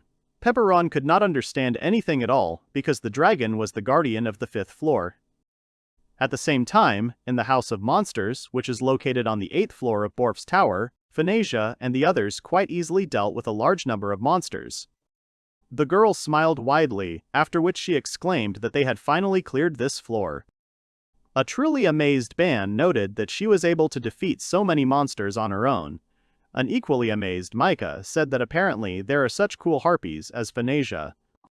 At that moment, Gus caught their attention. He loudly told the others that there was a chest nearby. Nobo smiled and told the boys to take as much as they could carry. Nobo turned and asked Mr. Bana with a smile if he would help them. Micah sighed while Bana gasped a little awkwardly before agreeing. While the boys were collecting various items, Phanesia leaned on the lid of the chest and said with a smile that Mr. Pepperon and the others were probably having fun too. At this very moment, Pepperon and everyone else were on the 5th floor, tense. Right in front of them was a terrifying two-headed dragon. Manasi exclaimed that she had only seen such things in pictures and books. Rock looked at the monster and asked with some nervousness if they could really win. He said that the 3 of them could still do something. After that, he gave the order to Riss and Pain to retreat. Reese loudly exclaimed that they could fight too, but Pepperon quickly refused her and said that this monster was clearly different from the ones before. The 3 of them could defeat it, and Nobo's magic would cover them. The guy said that they couldn't cast spells, and even in the rear guard it would be extremely dangerous for them because the monster could inflict a fatal wound with one blow. Pana turned pale when she heard about the possibility of receiving such a wound. Pepperon looked at Manasi and asked her name, then said that he wanted to assign her to protect Riss and Pena as well as cover for them. Manasi came to her senses and then quickly agreed. The girl waved her hand smugly and said that since she was protecting them, they could relax because they were just a weak elf and dwarf. She gracefully raised her staff, then quickly slammed it down on the ground. Immediately after, a fairly good protective field appeared around them, which Pana and Riss were visibly surprised by. Manasi stepped forward a little and then told the girls that it was safe inside this field, so they should sit quietly inside it. Pana looked at the edges of the protective field in admiration and said how incredible it was. Reese was visibly displeased but said nothing. Pepperon stepped forward and gave a short instruction that they should begin the battle. Rock and Manasi looked nervous but were ready to fight. At that very moment, as if following Pepperon's command, the 2 dragons rushed to attack the boys. Pepperon and Rock immediately rushed forward while Manasi held her staff, maintaining her defense. Pana watched the fight under the shield with the most sincere admiration while talking about how cool it was to be a mage. She was truly impressed by Manasi's abilities. Ress was a little surprised by these comments and asked if this was true. Pana asked if it was impossible to do absolutely anything with magic. She can't do magic at all, but she dreams of learning how to use fire, water, or explosions. Thanks to this, she wanted to become a little more useful to Mr. Pepperon. Listening to this, Reese was awkwardly silent. She glanced at Manasi, who was at this time exerting all her strength to maintain the protective field and cover the boys. Reese felt her emotions boil over as she remembered Manasi's taunts about the girl being clumsy and that it was no good at all. All that talk about how neither of them could cast spells, so they weren't fit for fighting either. She also remembered the words about how they were plain because they lacked the ability to cast spells and how they could do nothing to help Pepperon. Finally, she remembered his words about them sitting quietly inside and not getting in the way. It angered her that they always needed to be protected. Reese's emotions went over the edge and she began to shake with anger. The next moment, she rushed forward, while Pana tried to stop her, confused by her friend's actions. Reese ran out of the protective field and went straight to the battlefield, where the most elite warriors were now fighting hand in hand with Pepperon. The first to notice was Rock, who was amazed by the girl's actions. When Pepperon saw Riss, he shouted her name loudly, telling her not to come near. Manasi was also confused, because she couldn't understand why this girl came out of the protective circle. The dragon couldn't help but notice this either. Seeing the little elf walking straight towards him, the monster quickly switched its attention and tried to kill Riss. The girl was very confused. Panna screamed loudly, trying to warn her friend of the danger. Reese stretched her arms out in front of her, then quickly closed her eyes, afraid of what might happen. The next moment she used light magic. Panna covered her face with her hands, amazed that her friend could use magic. Manasi noticed that the dragon had stopped. She exclaimed that the monster had stopped and that this was the perfect moment to attack. The boys didn't waste any time. They instantly jumped up from the ground and found themselves above the monster's head. They raised their weapons to deliver the final attack. Rock screamed loudly as Pepperon silently spun around to attack as hard as he could. At that moment, they both struck hard enough to hit both of the monster's heads, piercing them through. At that moment, both heads of the monster fell to the ground, and the boys were able to breathe a sigh of relief because the dragon was defeated. Reese looked surprised at what she had done on her own. Panna ran straight to her friend. She looked very worried. Reese turned around and apologized to Panna, but the girl interrupted her and said that she had jumped out so suddenly, which surprised her greatly. However, Panna said that it was simply incredible, because Reese was able to use magic. At this time, Manasi, who was obviously angry, was walking towards the girls with quick and rather hard steps. She walked straight up to Reese and looked at her with a cruel gaze. With a careful movement, she moved Panu, who looked very surprised. With a displeased expression, Reese asked what was wrong. The next moment, Manasi slapped the girl across the face. Then she screamed loudly, asking who this stupid elf was. She asked if she hadn't told her to stay inside the protective field earlier. Manasi asked what Reese was thinking when she decided to jump out of there and onto the battlefield. Reese immediately placed her palm on the spot where Manasi had hit. She clamped her lips shut and tears appeared in her eyes. She could not answer a word. Panna tried to stop Manasi and tell her not to talk like that, but suddenly, Pepperon called her name and stopped her. The boy coldly told her not to interfere. Rock watched awkwardly. Panna knelt down and said that she just wanted to live up to Mr. Pepperon's expectations. She hung her head down and said that they just couldn't be allowed to be protected forever. Manasi sighed and looked away while Reese said that she just wanted to be as useful as she was. Manasi asked the girl to listen to her. After that, she said that the leader of Reese did not even tell her not to fight because she was a nuisance. She stated that if the girl was a nuisance, she would have simply been left to wait at the first floor. Manasi slammed her staff on the ground, then sternly said that Pepperon had taken her with him because he thought she could be something, and if she wanted to somehow reciprocate his feelings, then she shouldn't try to die in vain. Reese looked at Manasi with admiration, for her words had indeed had a strong effect on her. She bowed low and apologized to Manasi for what she had done.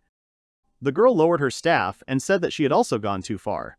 Manasi apologized and said that she should not have said all those things that she had blurted out earlier in a stream of anger. However, she added that if Manasi wanted to cover them in battle, she should stand further away from the enemy. Rock laughed as the atmosphere became lighter, while the rest of the boys were able to smile. Manasi exclaimed about the importance of constantly assessing the situation in combat and providing appropriate assistance. She added that the light was not close combat. Reese quickly said what she understood. She laughed awkwardly and said that she was desperate, so it happened completely by accident. She also noted that she herself did not have time to understand anything. Manasi said that it might be that this was an accident, but from now on, if she trains, she will be able to use even stronger magic than this. She said that in magic, Riss seemed to have even more talent than her. Hearing this, the little elf asked what these words meant. Manasi sat down and said that everything except ice magic was difficult for her.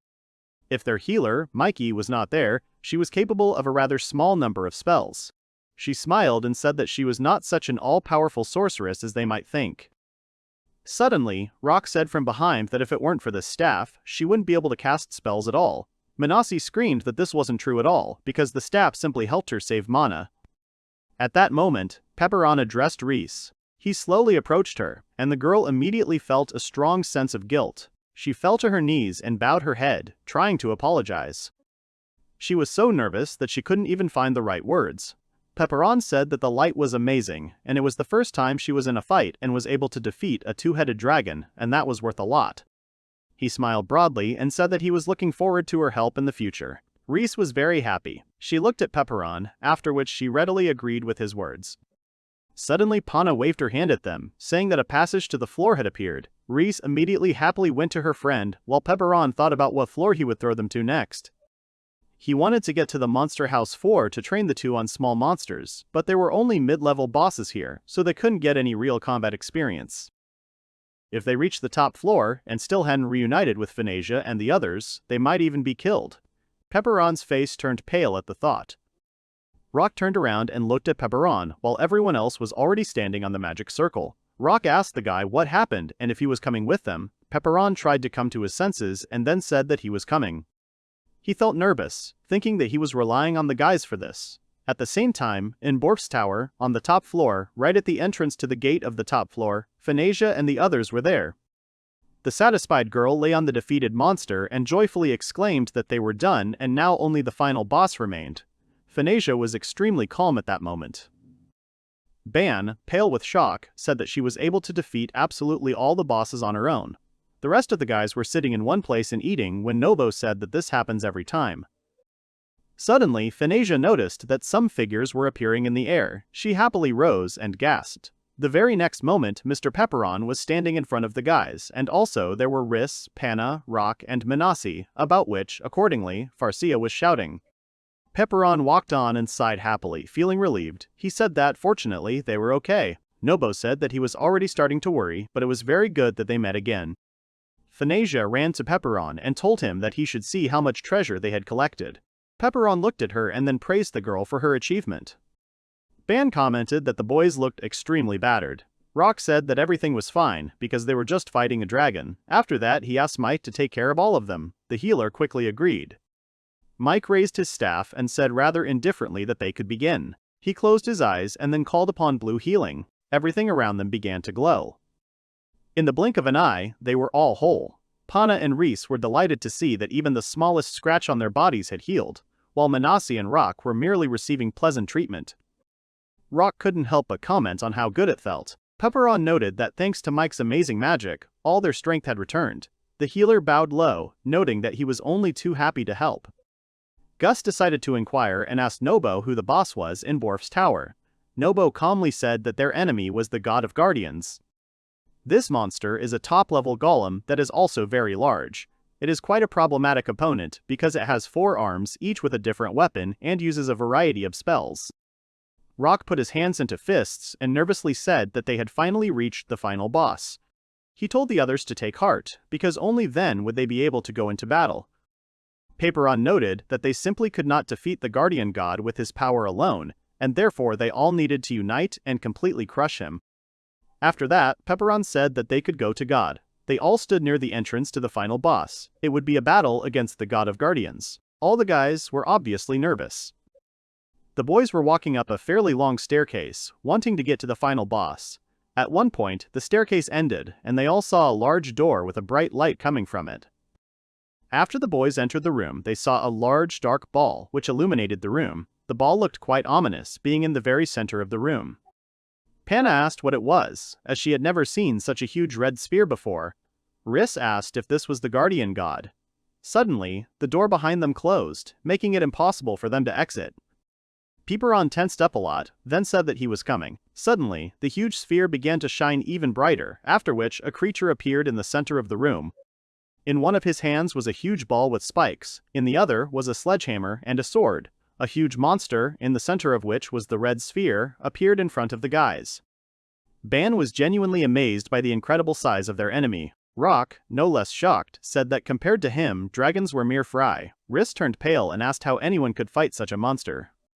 Pepperon said that the main weakness of the Guardians is the flame of the Scarlet Sphere, which has a magical effect. He told Gus to go to the left while he told Phanesia to go to the right to distract the monster from the main force. Phanesia raised her swords above her head, then joyfully exclaimed that she finally had a difficult opponent. Gus also stepped forward and, sighing, told the girl not to rejoice so much. Pepperon turned to Rock and said that they would destroy his weak point, the sphere. He asked if Rook could use flame magic. The guy turned around and said that he could use flame.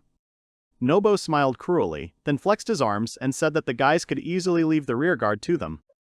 Ban asked Mikey, somewhat worried, if he could cover this entire floor with a protective field and heal them. The healer took a deep breath, then said that he had just used up a lot of mana, so it would be quite difficult to do it all at once. Minazi turned and said that she would set up a shield, so it would need time to recover. Then she told Reese and Payne to stick together, and this time she did not allow them to jump out onto the field. The girls quickly agreed. Pepperon waved his hand and said that in that case, they should start fighting. At that very moment, following the boss's order, Phanesia and Gus rushed into battle. The guy easily spun around, thanks to which he inflicted a fairly good wound on the monster. After that, he deftly lowered one foot to the floor, and then rose higher, and with several copies of himself, he began to attack the monster, who was perplexed by what was happening around him. Each variation of Gus grinned slyly, while simultaneously delivering a number of fast and rather dexterous attacks to the monster. The next moment, the monster swung one of its 4 arms, causing a large ball of needles to block Gus's blow. The guy immediately jumped back after that and stood on the chain that connected the monster's weapons. Gus quickly ran along this chain, heading straight for the monster. He acted very quickly and gracefully. Without making a single unnecessary movement, he cut the chain he was running on, leaving the monster without one of its weapons. Then he glanced back and called out to Phanesia, saying that her time had come. The girl smiled and said that she understood. She raised her blades and rushed forward. She swung her weapons hard, then dealt 1,000 blows to the enemy. The monster took it all in his metal body, because he had no other choice in this situation. After that, Phanesia smiled and called Mr. Pepperon, saying that this was the perfect moment for him to attack. Pepperon, in turn, passed the order to Roku and Nobo, who were visibly worried. Nobo gathered his hands in one place and began to accumulate a large cloud of flame. The boys also did not lag behind, doing the same. They collected a clot of flame of quite a large size, because of which the room became very hot.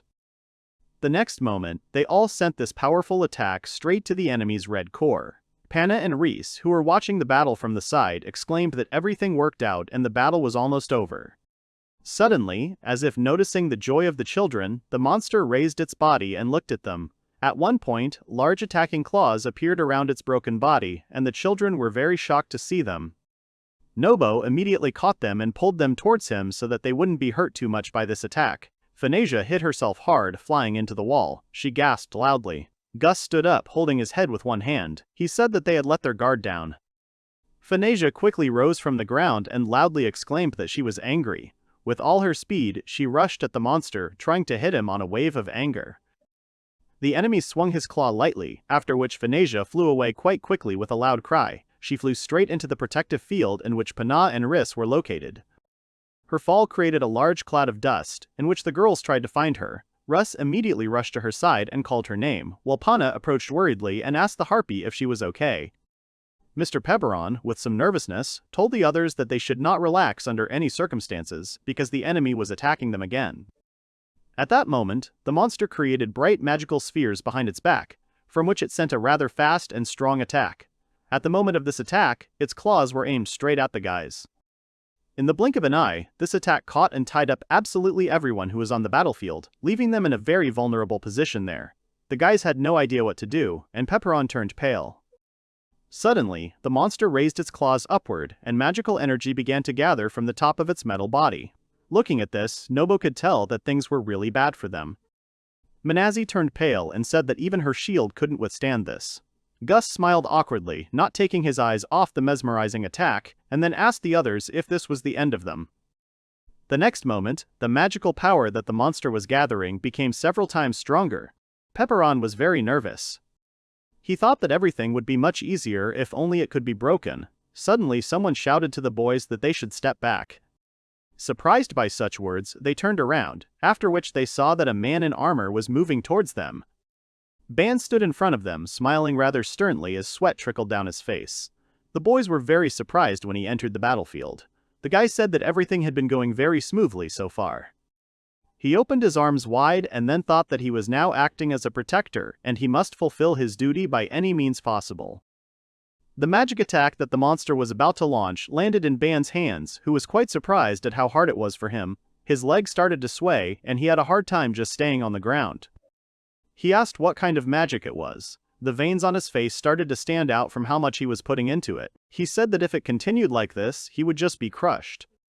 Suddenly he noticed something that really surprised him. Manazi, Riss, and Panna had gathered behind him, grabbing Ban with all their might and trying to help him. The astonished man asked what they were doing.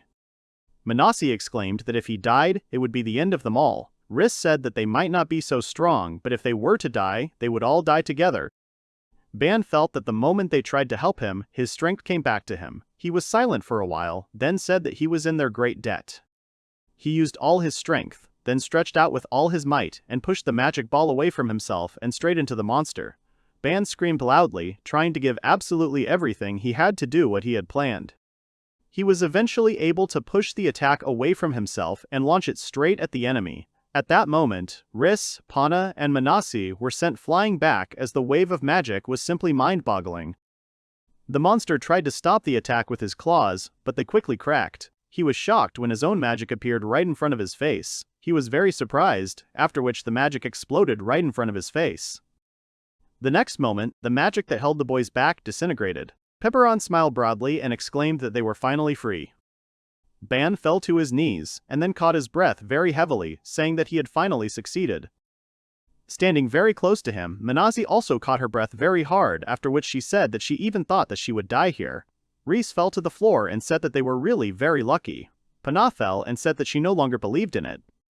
At that moment, Micah stepped forward. Holding his staff in his hands, he said that he had already recovered and could now heal them. Bon said that they could wait a little longer and that they needed to heal Rock and the king first. Mike raised his staff and said that he obeyed. He carefully swung his weapon, using beauty healing. At that moment, the guys felt much better. Nobo smiled awkwardly and said that they were all saved thanks to Mr. Bin. The man said that it was not so, because everyone helped him, and besides, he was going to kill the god of the guardians anyway. Nobo smiled and said that they had all done a real feat by attacking the guardian god so easily. He also added that the final blow should be left to Rock and Pepperon. The boys who were healed by the red cure smiled and looked at the other boys. Pepperon smiled and asked Rock if they should end it. The boy smiled as well, and then agreed with a wide smile. In the blink of an eye, they jumped up from the ground and rushed at the enemy. They quickly found themselves at the core of the monster. After exchanging a brief glance, they took out their weapons and slammed them into the red core with all their might. At that moment, the monster's heart was broken. At this time, there was quite a noise in the stronghold, the village of Gloria Septum. Someone exclaimed that everything was ready. After that, the voice said that Mr. Pepperon had wanted to open public baths for a long time. With a wide smile, Lala said that the private baths where Mr. Pepperon could relax were also ready. Yuri thought that in this place, on the contrary, it would not be possible to relax properly. The girl walked forward and said with a wide smile that she was going to take a bath. She hadn't been in the bathroom for a long time. Lala gave her a sharp look. Right after that, she kicked Yuri and exclaimed that she couldn't do that. She stated that this was Pepperon's private bathhouse, and if Eri wanted to, she could go to the bathhouse that was for everyone. Eri exclaimed that she already knew this, since she had never even thought about going to Pepperon's bathhouse. Lala smiled broadly and then said that Mr. Pepperon was probably very tired after such a long hike, and when he returned, she would give him a good rub on the back. The girl couldn't stop thinking about Mr. Pepperon, who was in Morph's tower at the time. The tower itself was blown up at that moment. The boys covered their heads so that no debris or dust would get into their eyes. The boys watched in anticipation as the god of the guardians slowly cracked, and bright rays of light appeared from each of its cracks. The boys were looking up when they suddenly noticed that some parts of the monster were starting to disappear. Gus smiled and noted that the monster was disappearing. Ban said with a smile that this meant that the guardian god had been crushed. Manasi, Reese, and Pana joined hands and began to dance joyfully in a circle. Manasi said joyfully that, as expected of the king, the strongest of the dwarves. With a big smile on her face, Reese added that Lee Rock was really cool. Pana said that they were all incredible in this situation. Nobo punched Ban's fist, and they said with a smile that they did it. Ban agreed with a smile on his face. Gus approached Fanasia and told the girl that everything was over. She raised her head and asked if it was time to eat. Micah was amazed to hear how deeply the girl had fallen asleep. Suddenly, someone called the king, and Pepperon immediately turned around. Rock smiled widely and thanked the kid for being with them all this time, because it was thanks to him that Rock and all their comrades felt stronger. Pepperon said that he had absolutely no intention of taking them, the masters, with him. Rock was surprised. The guy said that they went to Borf's tower of their own free will. Although he warned them before the second floor that if they were not sure, then let them return, but they did not turn back, but fought to the end. He said that they got there with their own powers, and he just walked with them. Rock was surprised by such words. Pepperon added that he should thank them. He said that meeting the masters had made the two of them grow as well, especially Riss, who had been mentored by Manasi, and their meeting had been the greatest achievement for Russ in this tower. Gus called Pepperon and said that there was a chest of the god of guards nearby. The guy was happy. He told them that it was dangerous there, and therefore they should take the contents of the chest out and divide it outside. Suddenly, Gus asked where the treasures they had gotten before were. Nobo said they had left them in the previous room. All the boys happily walked towards the treasures. There was a lot of noise in Rabal, a town near Borf's tower. People were asking what the explosion in the tower was about. They said that an adventurer had been there before. They asked if they were really that mad. Others said that it couldn't be. On the top floor of this tower lives a killer bear more than 30 meters tall and hides a chest of untold riches, gold and silver. And the adventurers and thieves who believed in these tales entered the tower, but no one got out alive. The people said they encountered a dragon. They concluded that it was the human screams that frightened them. The boys had already taken all the treasures out of the tower. Reese asked if they would return via the portal. Panna asked if they would end up in some strange place and meet a dragon. Pepperon said that this was the top floor, and they wouldn't get to any other floor, only outside. He thought that wherever they went, they would need a portal. Nobo said that everything would be as it was. Phanesia said that it was time to go back. Rock agreed, and they teleported. The boys trained hard at the Gloria Septum training ground. Pochi said they couldn't serve in any special assault unit with such stamina. He ordered them to do 500 push-ups. Eri said that his conditions were Spartan. Pochi said that he was trying to raise real warriors out of them because Pepperon personally trains Rias and Panu. He was going to raise those who wouldn't lose. He asked if she wanted to bathe. Eri hesitated, and he realized she was practicing her back rub. Eri asked if that was necessary. Lala confirmed this and said that it was so that she could help Pepperon perfectly. She lifted Eri's hands and was about to wash her. Eri asked her to stop because it wasn't her back at all. She said that she couldn't hold out and left. Pochi sympathized when suddenly Lala's voice was heard. Eri immediately ran away. The man laughed, thinking about Nobo and the others having fun with Pepperon. The boy looked stern. They were outside and everyone was happy. Manasi even missed the world. Pepperon said that before they parted, they should divide the treasure. The girls were delighted while Rock examined the sword. Pepperon said that it was the Rage sword. There is no other in the world, and it is a rare thing. This is proof of defeating the guardian god. Pepperon told Rock to keep it. The boy thanked him. After sorting out the treasures, they were about to go to the village. Rock was surprised and asked if they would rest in Rabal. Pepperon said that they had created a village and they needed to return quickly.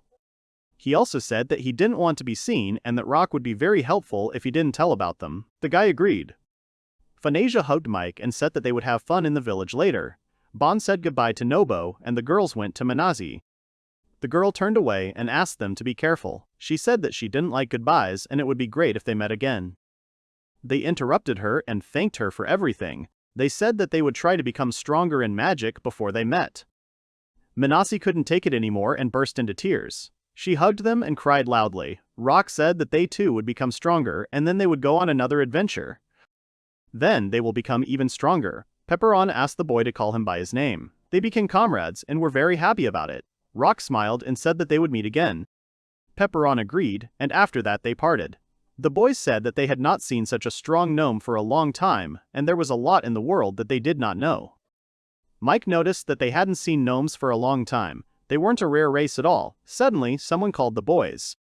The residents asked if they had taken over the tower and if it was their doing. Rock wanted to explain everything, but remembered Pepperon's request for confidentiality. Suddenly, the people noticed the sword and said that they had eaten the towers. They did not let Roku get a word in, wanting to tell everything in the city, because those who had captured the tower had appeared. Rock denied everything.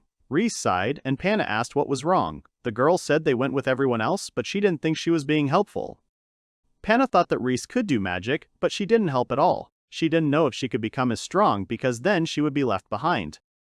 Suddenly, Reese exclaimed that when they returned to the village, they would train.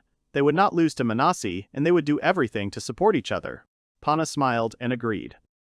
She said she wouldn't hold back and wanted it. At that time, someone was looking at Pepperon. The girl said she had found the gnome that was rumored.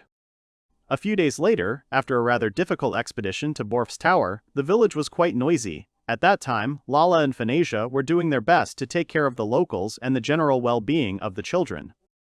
Gus went to collect various information in the nearest town from the village, while Eri began to conduct various experiments using the book she was able to find in Borf's tower. Also, along with conducting experiments, Eri took on the training of one sage. Nobo, in turn, was responsible for expanding the various facilities in the village. Pochi was busy with something else at the time. The man loudly exclaimed that that was all. He told the others that they could rest for 5 minutes, and after that they would run 50 laps around the village. His students agreed in unison.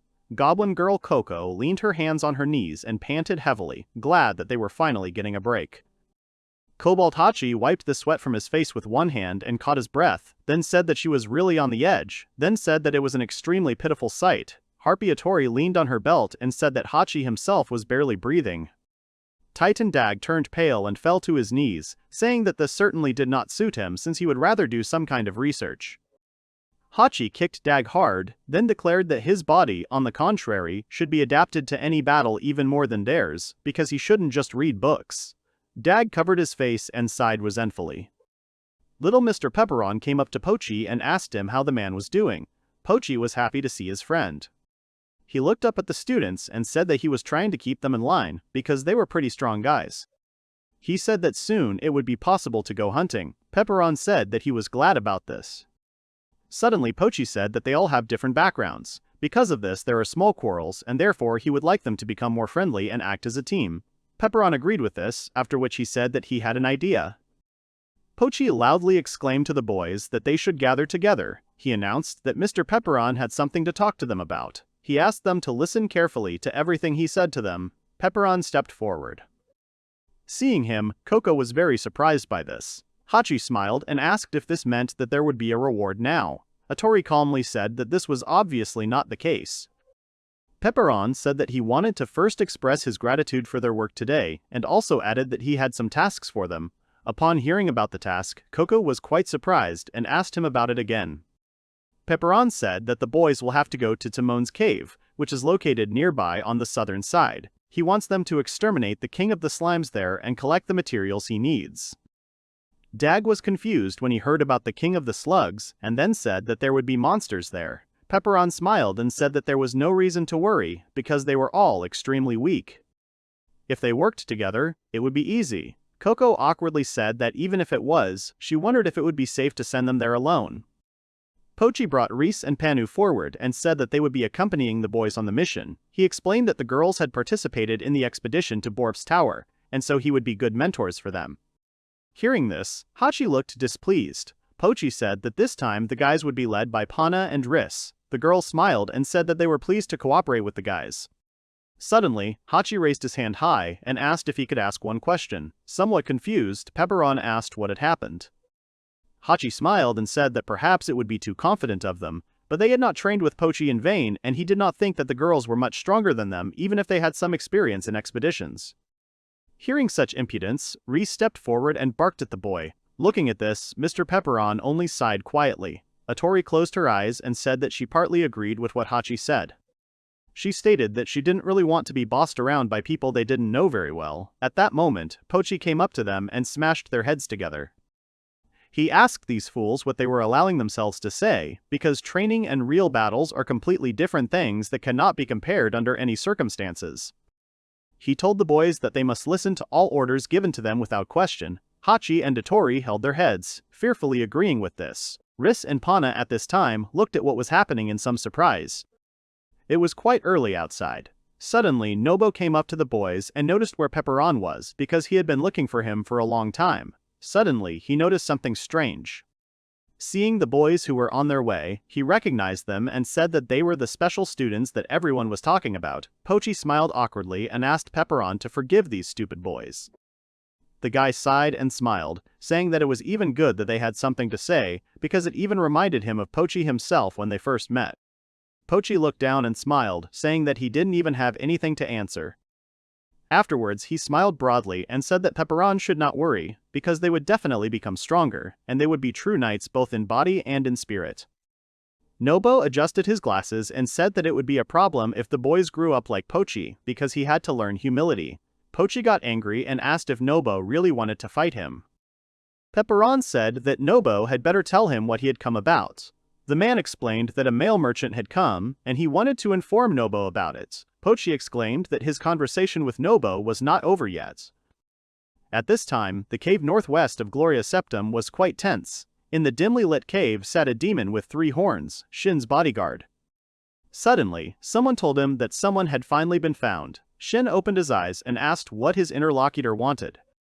The same three-horned demon, Shin, who had the title of princess, stood before him. She said that she heard that he lost to a pathetic human, and it made her laugh. Shin looked up and asked the princess how she knew about this. Rin told him that the former bodyguard boss named Petros had been captured by the Arphazarid Empire before. After she said she would free him if he told her everything, he gave her a large amount of different information. She said that even though he was free now, the Air Force would soon be hunting him down. Shin turned away and said he didn't remember ever serving under someone like that. Rin reached into her bag and said she didn't care about it. She pulled out something and said it wasn't surprising that he lost, since he was a very tough opponent. When Rin took out some photos, Shin immediately jumped up and asked if she had met him already. Rin covered her face with the photo and smirked. She said she hadn't met him yet, but she was keeping an eye on him because she needed to gather information on him first. She said his name was Pepperon. He is the king of a newly created country, which is more of a village, and its name is Gloria Septum. Shin bared his teeth when he heard the name. Rin told her that the Air Force had ordered her to kill him, but the thing is that he keeps assistants of a very good level around him, which greatly hinders her in her task. She asked Shin if he could deal with them. Hearing such a request, the demon was very surprised and asked what she was talking about. She turned around and said that it didn't mean she couldn't deal with them on her own, but he would definitely be able to get rid of all these people who were interfering. She smirked and said that she would take care of that little guy. Suddenly Shin got really angry and pointed his gun at her. In a very cruel voice, he said that she should not underestimate him, and they also should not interfere in the matter that he started. She sighed and with a smile on her face said that everything was exactly as she thought, but he should realize something. In the blink of an eye, she quickly turned towards him and bent down to deliver a powerful blow from below. Shin was surprised, but did not have time to dodge. Rin folded her palm for a proper strike, then quickly swung and grabbed him by the throat. With an ominous aura around her, Rin said that she was in no mood to listen to such comments from him, who was not even competent enough to complete one task and kill a guy. Rin let him go and reminded him that she had said she would take care of him, but she didn't know why he shouldn't do it too. She proposed an interesting game to Shin to see who would kill Pepperon first. Shin quietly said that this was some kind of nonsense. She sighed and said that he shouldn't be so serious, and then added that they were all heading to Grace's dungeon. She stood up and walked leisurely towards the exit. Rin said that she didn't really care whether he went or not, but it was better than just lying in this cave without any meaning. Slowly she walked out of the cave, leaving only a farewell that echoed throughout the room. He silently watched the girl, while his face expressed a certain bewilderment. He was thinking about what to do next. A deathly silence hung in the cave. The guy frowned.